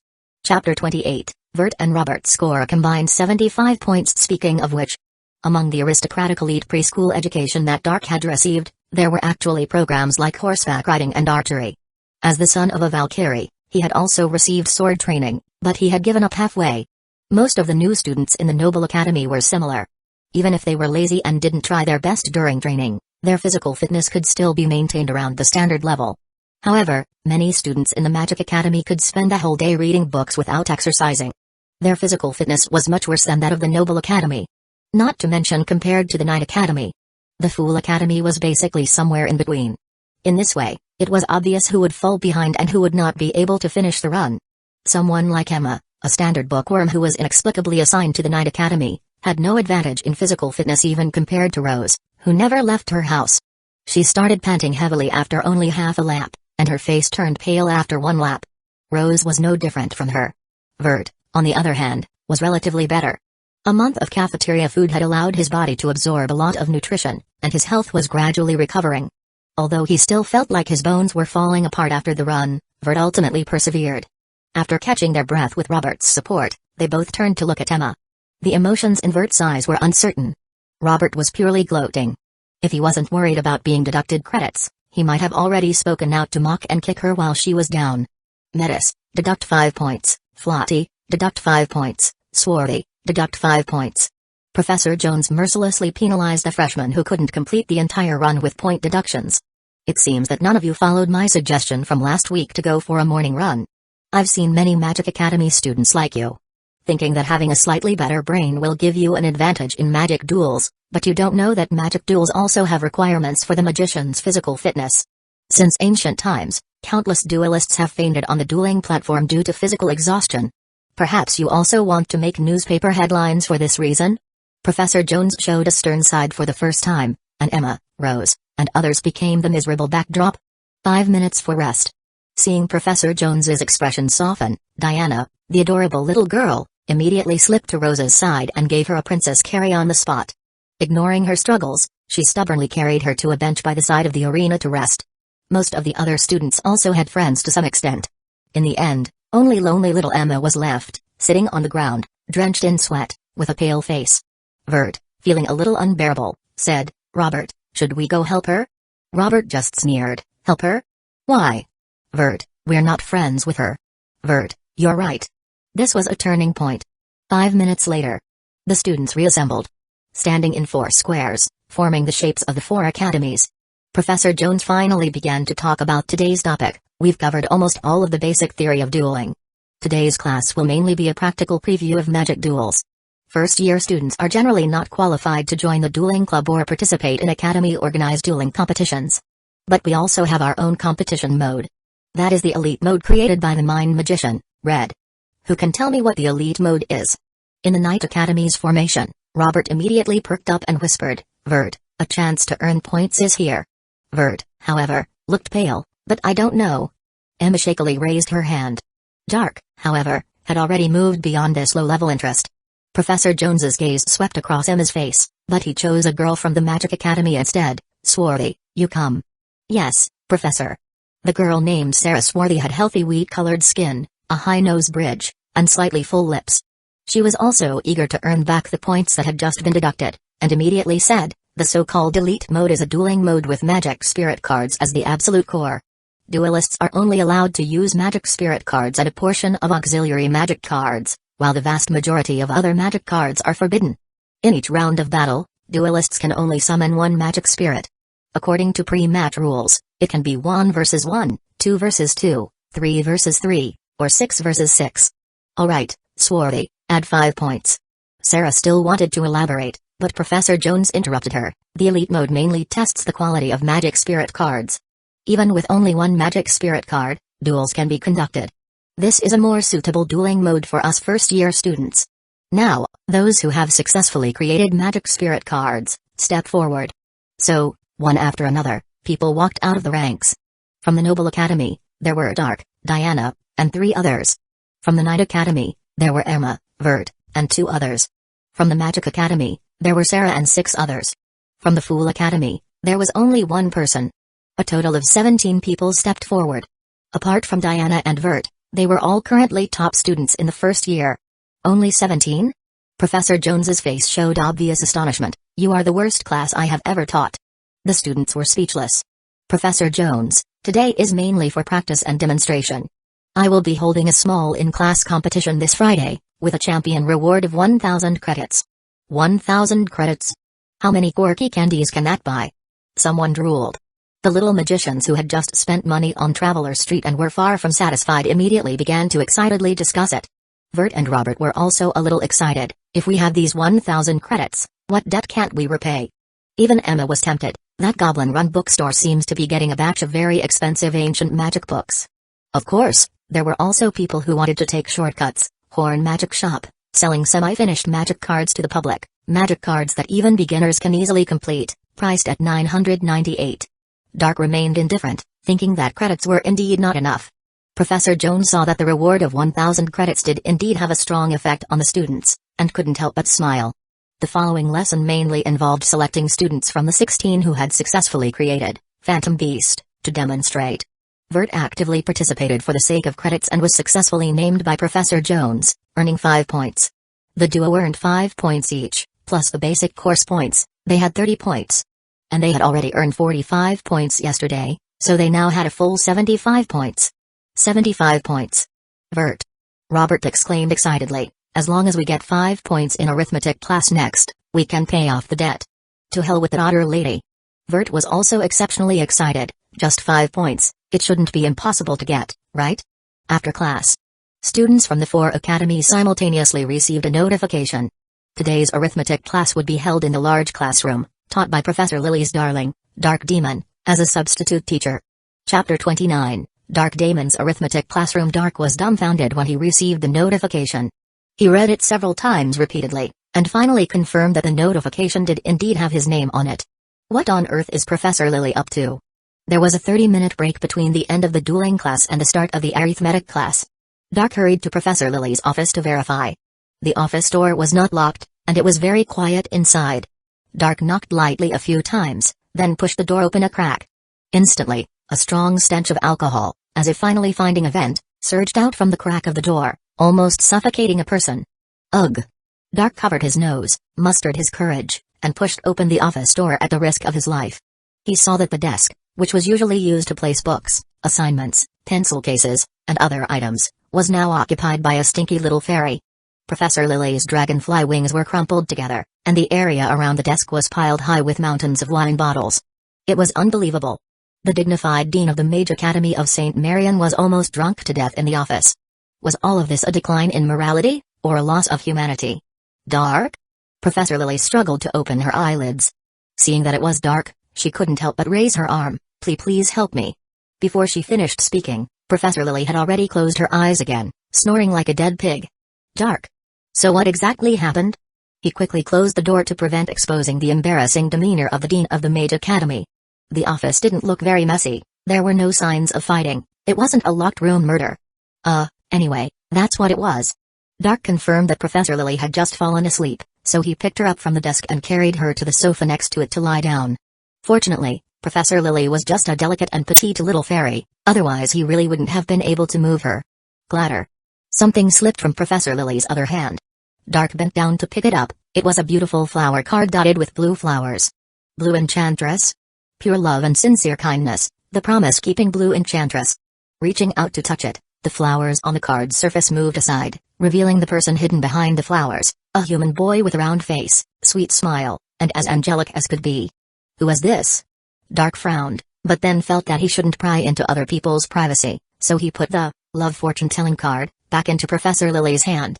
Then he took off his coat and covered the professor. Then he turned and left the office, ready to start class. It was just a substitute class. First-year arithmetic class was ridiculously simple. Although Dark didn't have time to prepare a lesson plan, it turned out that there was indeed no need to prepare one. The biggest problem was having to face students from 4 academies at the same time. Because Professor Jones and Professor Lily had switched classes, the 2 classes in the morning were all 4 academies together. The Noble Academy and Knight Academy were fine. But the students from the Mage Academy and Fool Academy. He really couldn't recognize them all. Fortunately, he only needed to teach 1 class. Just try to muddle through. Today, I'll just talk to them about what exponential explosion is. The bell rang. Dark rushed into the classroom before being late. Because it was a large classroom, the students from the 4 academies were very consciously seated in 4 rows. When Dark walked into the classroom, it was eerily quiet inside.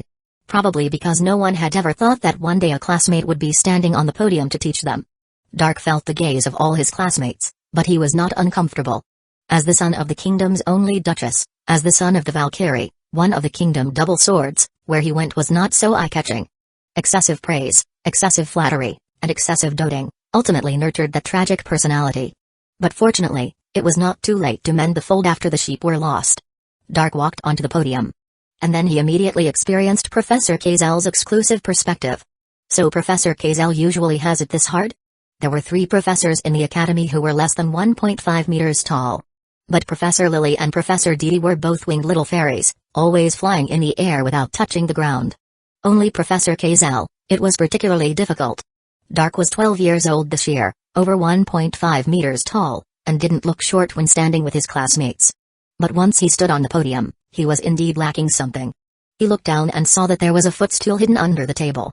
Teacher Dark, who suddenly became taller, first introduced himself. Hello everyone, I am Dark Demon.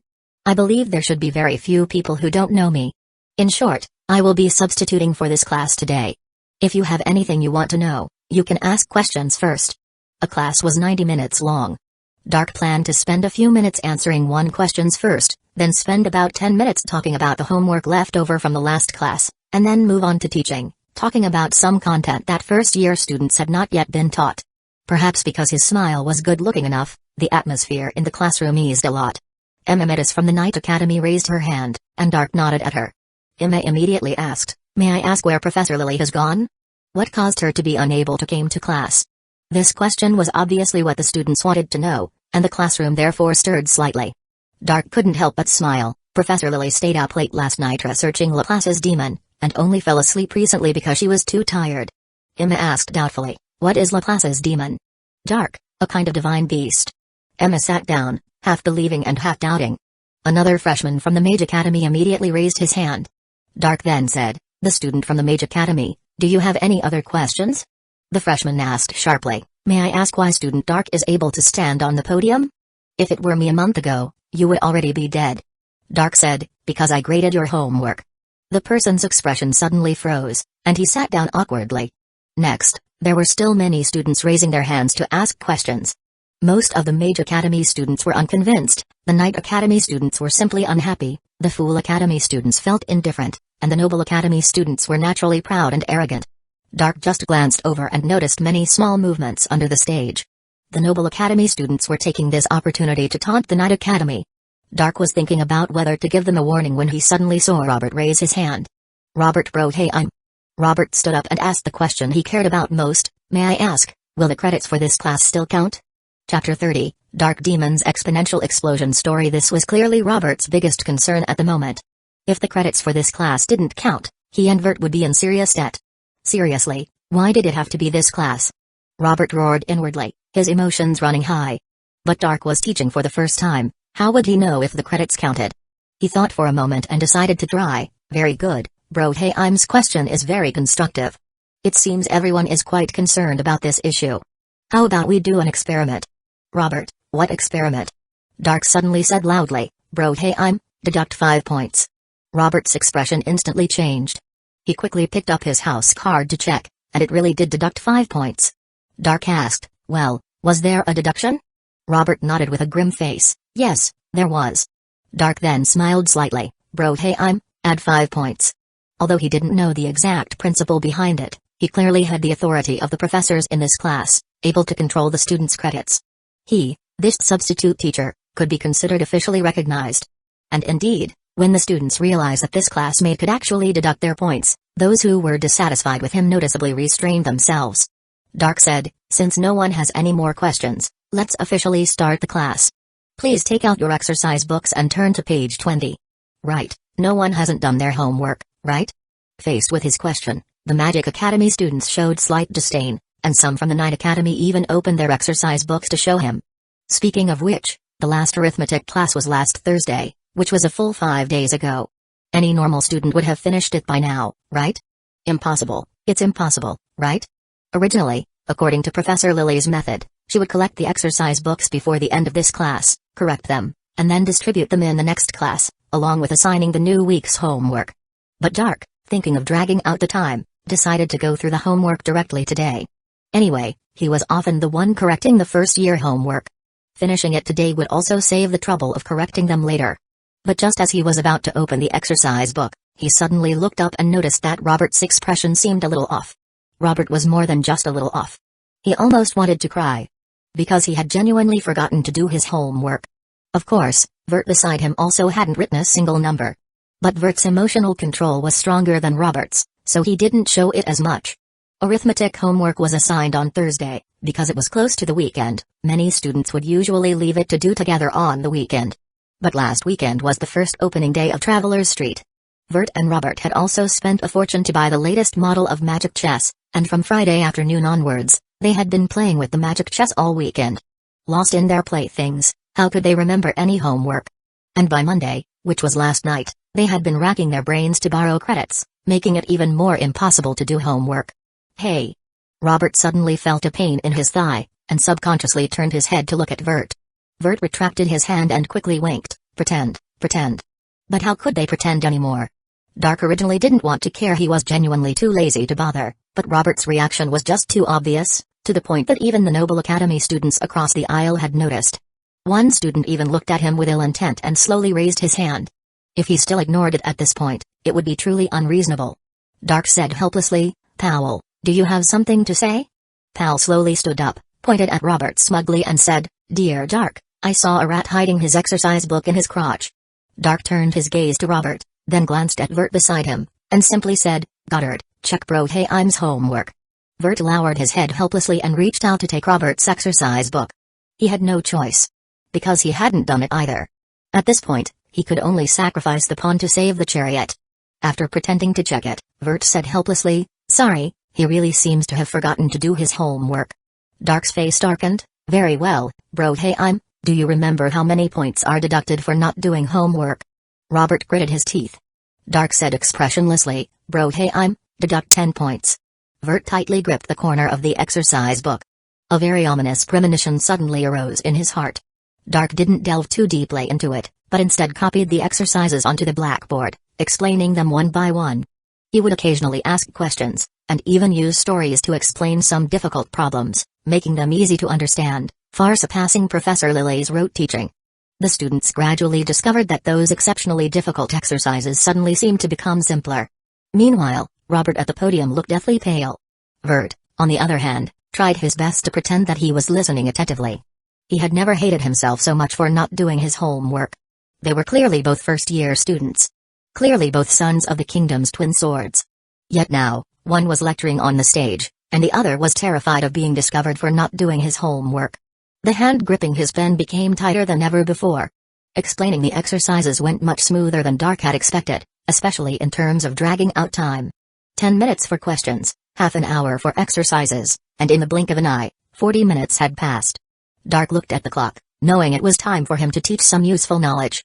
So, he followed his initial train of thought and began to tell the story of exponential explosion. Of course, he couldn't really teach exponents, as that was far too advanced. This idea stemmed from yesterday's accidental encounter with Emma and Vert and Robert's debt dispute. Although Dark hadn't clearly heard the specifics, it didn't stop him from recalling a story about a millionaire going bankrupt. Today, since he was standing on this platform, he should leave something behind.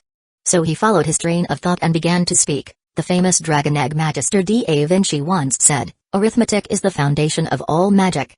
Some of you think that arithmetic has little impact on magic duels, so you don't study hard, and even fail to do the small amount of homework assigned. This behavior is extremely foolish, if you can't even master basic arithmetic, not to mention magic duels. Even in normal life, you may be tricked. Once upon a time, there was a millionaire named Jamie who went bankrupt because he didn't understand arithmetic. Then, Dark to explain in detail and patiently began to tell this story. One day, millionaire Jamie encountered a strange thing. A man named Weber said to him, "I want to make a contract with you. I will give you 100,000 saint coins every day for a whole 32 days, and you only need to give me 1 cent on the first day, and the money you give me each day will be double the previous day." Jamie, only seeing the gap between 1 cent and 100,000, said in surprise, "Really? Do you keep your word?" The contract took effect, and Jamie was overjoyed. On the first day, Jamie spent 1 cent and earned 100,000. On the second day, Jamie spent 2 cents and earned 100,000. By the 10th day, Jamie had earned a total of 1 million, while only paying out 5.12 saint coins in total. By the 20th day, Jamie had earned a total of 2 million, while Weber had only earned a little over 5,000 saint coins. Jamie couldn't help but think, if only the contract could last for 2 or 3 months. But from the 21st day onwards, things took a turn. On the 21st day, Jamie spent over 10,000, and earned 100,000. By the 28th day, Jamie spent over 1.34 million, and earned 100,000. In the end, while Jamie received 3.2 million saint coins in 1 month, 32 days, he paid Weber over 21 million saint coins in total. Jamie went bankrupt. Emma. Robert's roar echoed through the classroom. Chapter 31, Vert. Robert tries to walk the right path. Robert regretted shouting the words the moment they left his mouth. But some things, once uttered, could never be taken back. He braced his hands on the desk, half standing, bearing the gazes of almost every student in his year. Suddenly, his mind cleared, and he understood his predicament. "Bro, hey, do you have an issue with Amametus?" Dark's voice remained calm and devoid of emotion as always. However, Robert detected a different undertone. Cold sweat instantly broke out on his forehead, and his legs nearly trembled. The story of the millionaire Jamie resonated with him too strongly. He had already been emotionally unstable from being exposed for not doing his homework. Now, with this story, it felt as if he himself had been swindled out of over 21 million credits by Emma. He had completely lost control and exploded. "It's over, I've completely messed up." Robert was utterly despondent, not even noticing Vert frantically tugging at his sleeve. "Bro, hey, I'll ask again, do you have an issue with Amametus?" Dark stood on the podium and asked for the second time. Robert could only bite the bullet and reply, "No, no issue." "Dark, in that case, bro, hey, 10 points deducted." Arithmetic class ended. Dark packed his textbooks and headed to Professor Lily's office, intending to tidy it up for her, or at least throw out all the empty wine bottles. The first-year students waited until he left before erupting into a commotion. The Noble House students were the most excited because Dark's lesson had been truly fantastic. They were all saying they'd rather have Dark teach every class from now on instead of Professor Lily. Even the Magic House students had to admit Dark's performance in this class. The Fool House students were also genuinely full of praise. Only the Night House students endured strange looks from the other three houses, their hearts a mix of emotions. In this class, they had been like negative examples, members of a clown circus troupe. And Robert, the designated clown, nearly burrowed himself under the desk. He had been deducted a full 20 points in this one class. Not only were all his base points for the class wiped out, but Vert's base points were also gone. Originally, the brothers had accumulated 75 points together, and it seemed they were only 5 points away from clearing their debt. Yet, these 5 points had become an insurmountable chasm. Whose fault was this, ultimately? Certainly not Dark's. Dark had already been lenient enough. No one could argue with that. Then it could only be his own fault. Not doing homework, and then yelling in class. He could tear his hair out. Sorry, it's all my fault. Robert groaned in a corner somewhere. Vert leaned against the wall, lost in thought, and lightly said, "It's all right, Robert, let's just borrow 5 points from someone." Before, Robert was the one comforting him, but now the roles were reversed. Vert wasn't as angry. The main thing was that Robert had regained his senses at the end and hadn't blown things out of proportion. Otherwise, whether Emma would be in trouble or not was uncertain, but they definitely would have been. Being made an example, being hung on Street Marian's pillar of shame for a full 6 years, was not something a minor magic practitioner could bear. In this matter, they weren't simply victims. Once exposed, perhaps the protagonist in the story Dark told wouldn't be the so-called millionaire Jamie. But rather Vert, the son of the hero, and his little buddy. Thinking about how popular he had been when school started. And how in just 1 month, he had become a disliked debtor. Vert felt a wave of disappointment wash over him. If I had been studying diligently since the beginning of school, would the person standing on the podium be me? Instead of Dark? Things didn't develop as Vert hoped. They hadn't been able to borrow money last night, so how could today noon be any different?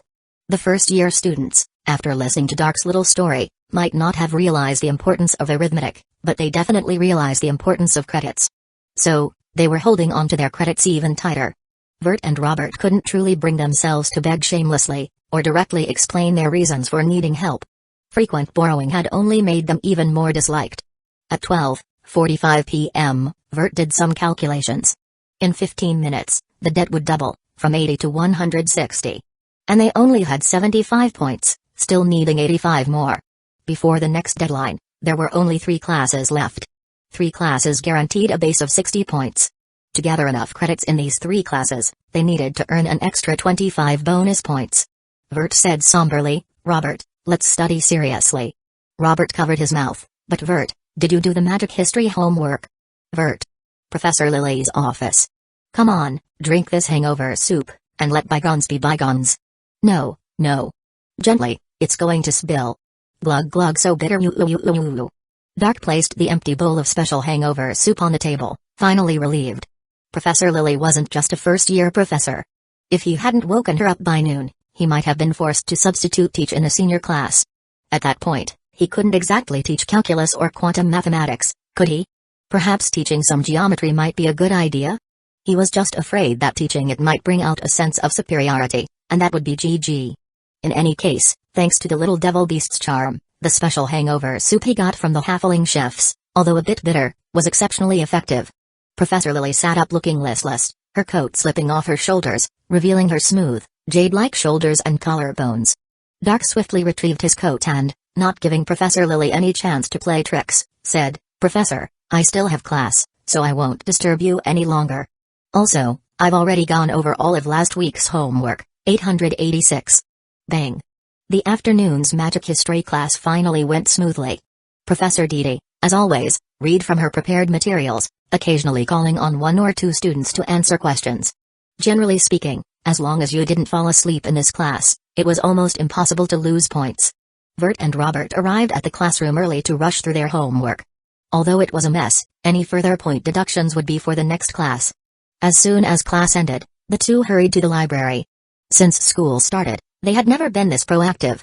Wednesday morning's 2 classes were Potionology and Summoning Art. To earn an extra 25 points in these 2 classes, it was truly difficult. They had to perform even better than Dark, even better than Emma. Emma entered the library a step behind, just in time to see the backs of the 2 as they hastily disappeared. "Has it begun?" she murmured softly to herself, then turned and entered the reading room from another direction, heading to her usual seat. After sitting down, she pulled out the heavy legendary tales of historical figures from her bag, opening it to the page marked with a bookmark. Portrait. On the left was a portrait, and on the right was the legend of this person. Reading through the account again, Emma couldn't help but mutter, I didn't expect that what Dark taught today would have such similar ideas to this story. Chapter 32, Emma Metis isn't the real creditor. Emma borrowed this book from the library on the night before Travelers Street opened. Reading historical biographies and listening to the voices of history was one of her few hobbies. This book, Records of Historical Figures and Legends, was on the more entertaining side, filled with many interesting stories that were both true and false. And this page told a story about the inventor of magical chess, a midget. Legend has it that long ago, a midget invented the first version of magical chess with a 64-square chessboard. The king at the time was so delighted that he decided to reward a midget generously. The king asked him what he desired, and he replied to the king, Your Majesty, I only want a little wheat.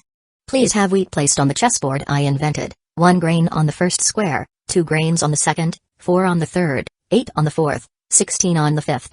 And so on, doubling the grains on each square until all 64 squares are filled.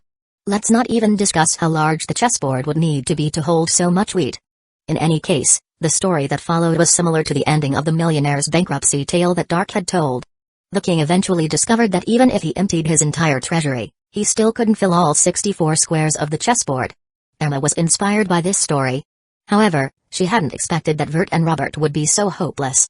Despite knowing about the debt crisis, they were still unable to secure even the basic classroom points. Especially their performance in arithmetic class was simply beyond her imagination. Initially, Emma was just annoyed by their constant pestering and angered by the fact that the children of heroes could be so degenerate. She wanted to give them a small lesson, hoping it would make them understand the importance of academic points and encourage them to study. The way things had developed today was also something she hadn't anticipated. As for the so-called loan, school rules clearly stipulated that any loan of academic points exceeding 10 times the principal was invalid and not recognized. In other words, after 1:00 p.m. on Monday afternoon, that contract would be completely void. Vert and Robert only needed to repay a small amount of principal, 5 academic points. As for the fact that the two of them had never even read the school rules, Emma felt it had nothing to do with her. Anyway, from the moment she lent out the academic points, she hadn't intended to get them back. But she wasn't kind enough to remind those two. Watching those two detestable people busily running around for a non-existent huge debt, Emma couldn't help but feel a sliver of amusement. It could only be said that human nature is just like this. She wasn't purely good and beautiful either. However, looking at the situation now, things seemed to be developing in a positive direction. They had never come to the library this early before. On the other side, Dark Damon was already in the laboratory. After borrowing the key from Professor Kazel, he had rushed straight to the lab without stopping. Having accumulated 3 days' worth of arrogance, Dark was already impatient to begin testing. The third drop of arrogance was extracted in the laboratory, which didn't cause him much trouble. He was already quite familiar with the process of making arrogance I. Dark first extracted today's portion of arrogance, dripped it into the thought bottle, to mix with the previous 2 days' worth, then sealed the bottle and shook it gently to ensure the 3 periods of arrogance were evenly blended. Soon, a faint, almost imperceptible, dark gold color appeared in the bottle.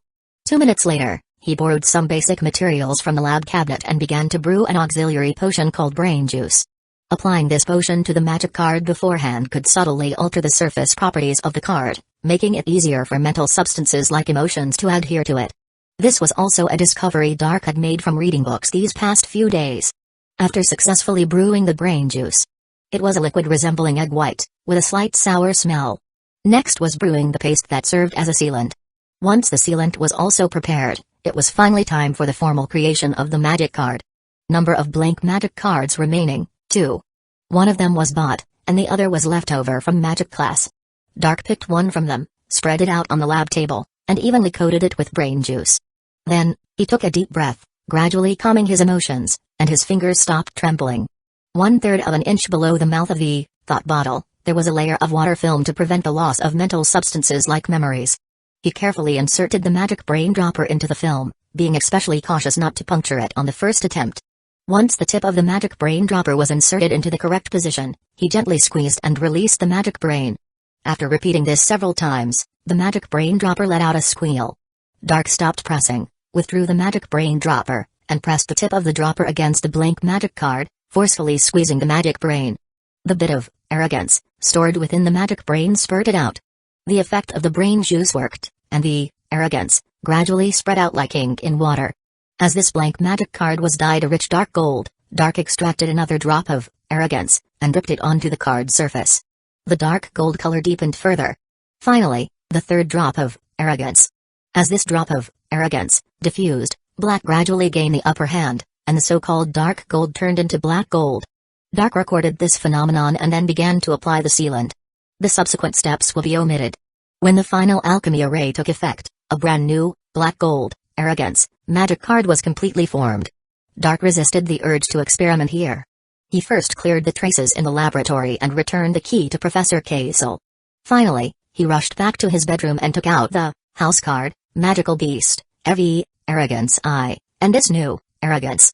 Adding in the joy card, these were all the magic cards he currently possessed. Generally speaking, experiments require comparison. But Dark picked up arrogance I, and looked at it for a while, then put it back down, deciding to directly experiment with the new arrogance. Then he made a choice between the house card and magical beast, and first picked up the house card. The house card was a high-level magic card distributed by the Academy. Its own construction was complete and not easily damaged. The demi-devimon beast, as a familiar, was also more resistant to a type of plant than a magic spirit. Dark took a deep breath. In the name of Dark Demon, familiar summoning. Dark pinched the house card between his index and middle fingers and activated the summoning spell. As magic power rapidly drained, a hexagram magic circle appeared. The demi-devimon beast pitifully crawled out of the magic circle, knowing that tonight would be another difficult night. Chapter 33, The Certification Mark of the Pride Series Magic Cards Magical Summoning. Dark held the Pride magic card between his index and middle fingers, lightly swiping it in front of him to activate summoning art. In an instant, a beam of black gold light shot out intensely. The thickness of this beam was completely unexpected by Dark. The little devil beast, who was squatting defensively on the desk with its head in its arms, was also stunned.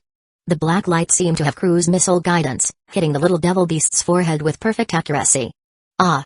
The little devil beast instantly let out a painful scream, as if struck by a heavy hammer.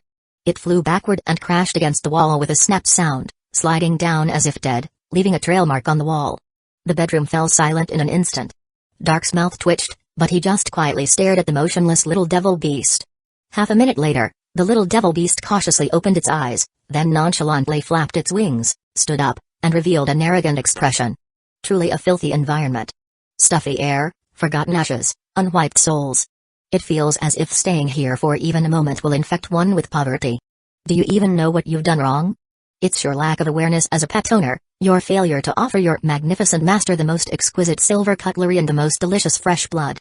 Dark couldn't help but retort, what kind of vampire are you supposed to be? The little devil beast slightly shook its head, vampire? No, please do not equate such inferior species with beings like us. I am the great bright star, the son of the morning.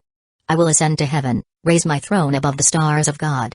I will sit on the Mount of Assembly, in the far reaches of the north. I will ascend above the heights of the clouds, I will make myself like the Most High.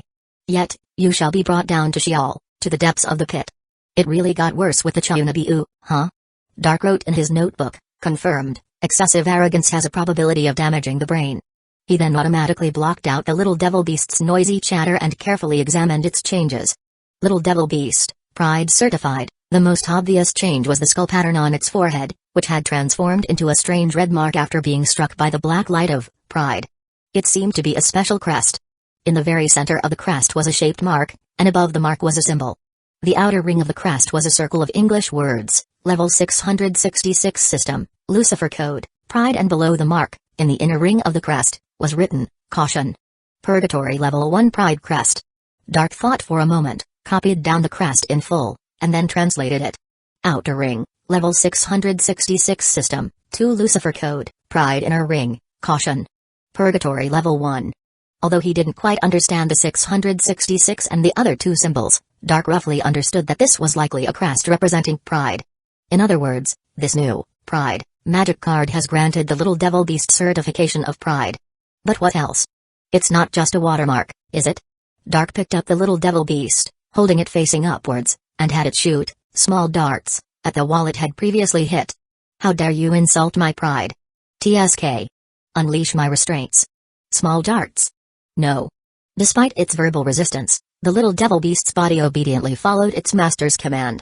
3 shark head syringes quickly condensed under its wings and shot towards the wall. Puff puff puff. All 3 syringes pierced the wall simultaneously. Next to the original 3 points, 3 deeper and larger points appeared. The power has increased. Dark felt a hint of surprise. This new pride card had not only withstood the infusion of 3 points of pride, but had also gained a considerable boost. Alright, let's tentatively name it Pride 2. Familiars were different from Magic Elf, they couldn't display their data in card form. But there was no doubt that the little devil beast's strength had been enhanced.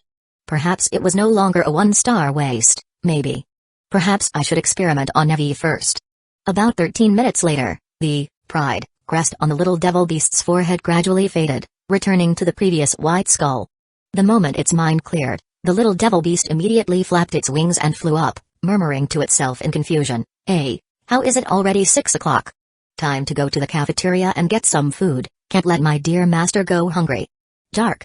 While eating the takeout brought by the little lick devil beast and reading books about emotion research, Dark quietly waited for Pride 2's cool down to pass. This wait turned out to be a full 3 hours. Such a long cool down made Dark gradually realize that this Pride 2 might not be perfect. The problem should lie in the quality of the blank magic card and the materials used in its creation. Perhaps the combination of the alchemy array is also slightly problematic? Although this Pride 2 seems usable, at least, the excessively long cooldown makes it impossible for it to appear a second time in the same match, or even on the same day. I can try to refine it, or make a few more as backups, but official competitions have limits on the number of cards in a deck. But it's somewhat clear that 3 points of pride should be the limit that this kind of 10-credit blank magic card can withstand. After recording his experimental findings, Dark picked up Pride 2 again. This time, the experimental subject was naturally little Evi. Evi-chan, summoned from Magical Beast. Evi cutely blinked open its eyes and tilted its head slightly. Booey? Dark Demon, the owner of the evil demon god bloodline, mercilessly extended his sinful hands towards the adorable little Evi. Magical summoning. Card swipe evolution. Nope. After being struck by the beam of Pride 2, a red Pride crest similarly appeared on Evi's forehead. Evi, Pride certified. This crest not only didn't look out of place, but actually made it appear even more bewitching. The previously cute Evi instantly became arrogant. It no longer gave face to Dark, its master, only leaving behind its backside as it looked down at the night view outside the window, very serene. Dark wasn't surprised and directly picked up Magical Beast, Evi, to check its data. Card name, Magical Beast, type, Spirit card, rank, species, Beast bird species, attribute, normal type, magic power, 500, attack, 700, defense, 300, ultimate skill, mimicry, round eyes. Although it didn't evolve, the stats have indeed increased, and other changes aren't many, except for the skill. It gained one more. Ultimate skill, round eyes. Evi uses arrogant eyes to glare at its opponent, making the opponent feel defeated, reducing their desire to attack. In other words, it went from a blue card to a purple card? Wait, does this mean the little devil beast, under the enhancement of Pride 2, also gained a skill? Divine skill, myriad recommendations return to the origin. Chapter 34, Dark Demon doesn't understand the darkness of night. Dark wasn't foolish enough to stay up all night waiting for arrogance to ask cool down to end. He woke up in the early morning, the hazy light filtering through the patterned curtains, casting dappled shadows. Dark immediately unleashed an arrogance too, on the blinking little devil beast. Ah ha ha ha ha. Soaring into the air, the little devil beast looked down at its master condescendingly, sticking to the ceiling and emitting arrogant laughter without restraint. Dark didn't pay attention to such trivial matters. Little devil beast, use the other skill on the wall. Familiars cannot resist the formal commands of a magister. In this regard, magic spirits, lacking similar limiters, actually have more autonomy.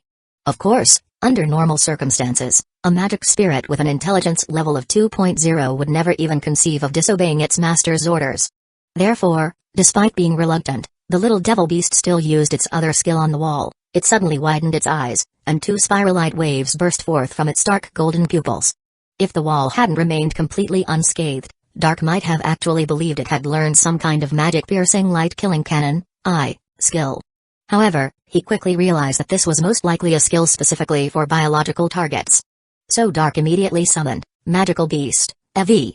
Although magic spirits are not biological in the traditional sense, they are considered pseudo-life forms. Sure enough, the spiral light waves shot from the little devil beast's eyes finally had an effect. Evie-chan's eyes gradually became hazy, and she eventually fell asleep. Ultimate skill, Devil Hypnosis. Devil Hypnosis emits hypnotic waves from the eyes to hypnotize enemies. After completing this small experiment, Dark began to formulate his next goals.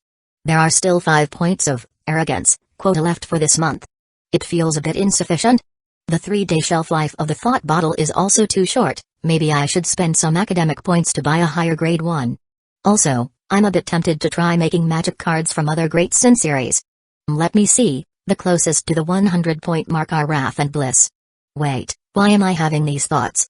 Dark Demon, Danger. Dark quickly abandoned this dangerous idea.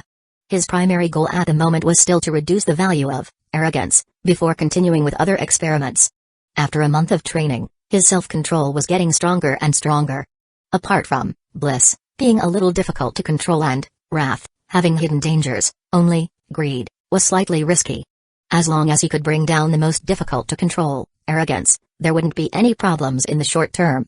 Once his self-control became even stronger, he could try to keep a specific great sin fluctuating around 100 points. Hiss. Dark Demon, that idea is very dangerous. As the sky over St. Marian was shrouded in dark clouds, first-year students welcome their second potions class of the week. Dark still arrived at the classroom early to wait, but to his surprise, there were 2 people in the classroom whom he would normally never see. Vert and Robert had actually, and unusually, arrived at class early today. What's wrong with them? Did their heads get filled red by familiars? Although he had noticed that these 2 were acting a bit strangely in the past 2 days, Dark hadn't thought too deeply about it. But this morning's situation was particularly obvious. Although Vert wasn't as flamboyant as some people, he was actually quite image-conscious on a normal day. Dark had never seen him with such a bird's nest for hair as he had today. And what was up with those swollen eyes? Had he been bullied?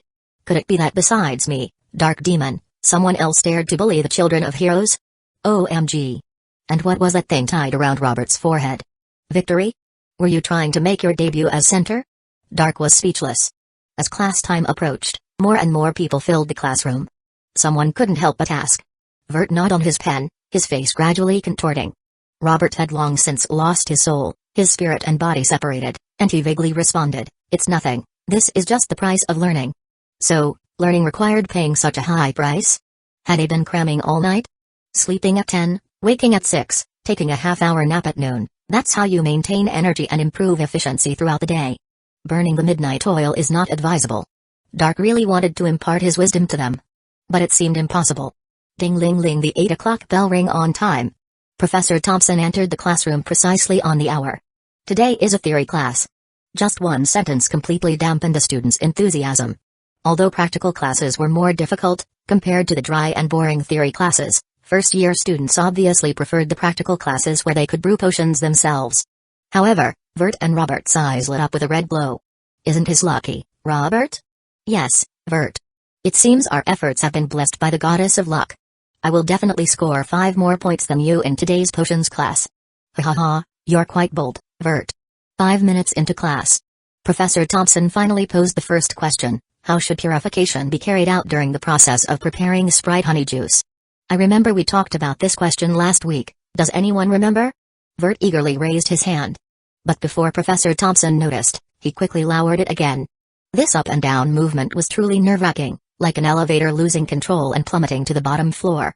Vert wiped away sweat, and his whole body became alert. Robert asked anxiously, "What's wrong?" Vert.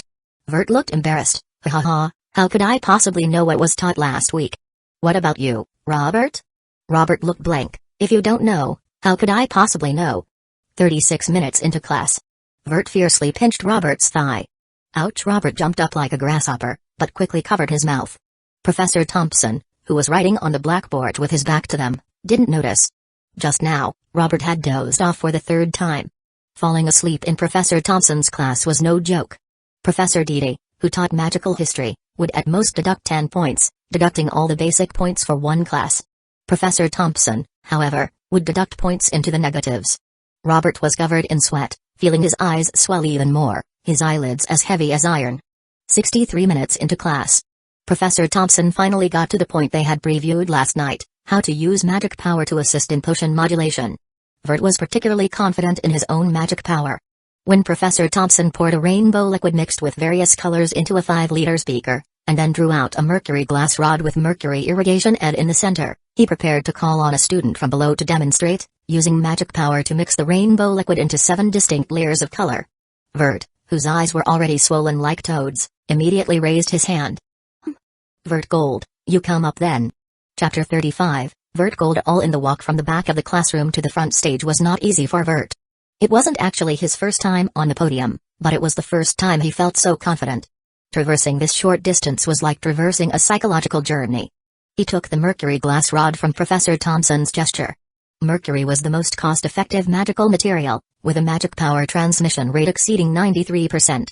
This was why mercury was used as the core for both magic pens and glass rods. Vert felt the coolness emanating from the glass rod, his gaze inadvertently sweeping across the classroom. Emma was sitting in the front row, clearly visible. But she seemed indifferent to him, her attention fixed on the 7-colored mixed rainbow liquid. Lost in thought. The Night House students showed obvious surprise, likely puzzled by his uncharacteristic initiative to raise his hand and go to the stage. The Noble House students, on the other hand, seemed more like they were watching a circus, waiting for a good show to begin. He was unaware that students from both houses were simply taken aback and amused by his messy hair and dark circles. In the last row of the classroom, by the window sat Dark. Looking down at a book? Why wasn't he called out for not looking at the podium during class? Vert didn't have the luxury to think about this. His mind was a mess. 24 hours of staying up and overthinking made him feel like he was about to explode. It was only his strong mental fortitude that allowed him to hold on. Unlike Robert, who had already succumbed to exhaustion and dozed off. Speaking of Robert, he's slumped down again. Vert instantly snapped awake, beads of sweat forming on his burning forehead. No, I have to grab Professor Thompson's attention. So, he subconsciously plunged the mercury glass rod into the beaker. The rainbow liquid filled half the beaker. The 7 colors mixed together were like pouring all the paints at once, causing a physiological aversion, let alone separating these 7 colors. But Vert had happened to review relevant knowledge during his preparation, and he felt he could do it. Professor Thompson glanced at his slightly haggard face, and asked with concern, Gold, are you alright? I'm fine, Professor. Vert took a deep breath and began to try to pour magic power into the mercury glass rod. Rainbow liquid was a special liquid. Each color had a different affinity for different concentrations of magic power. Therefore,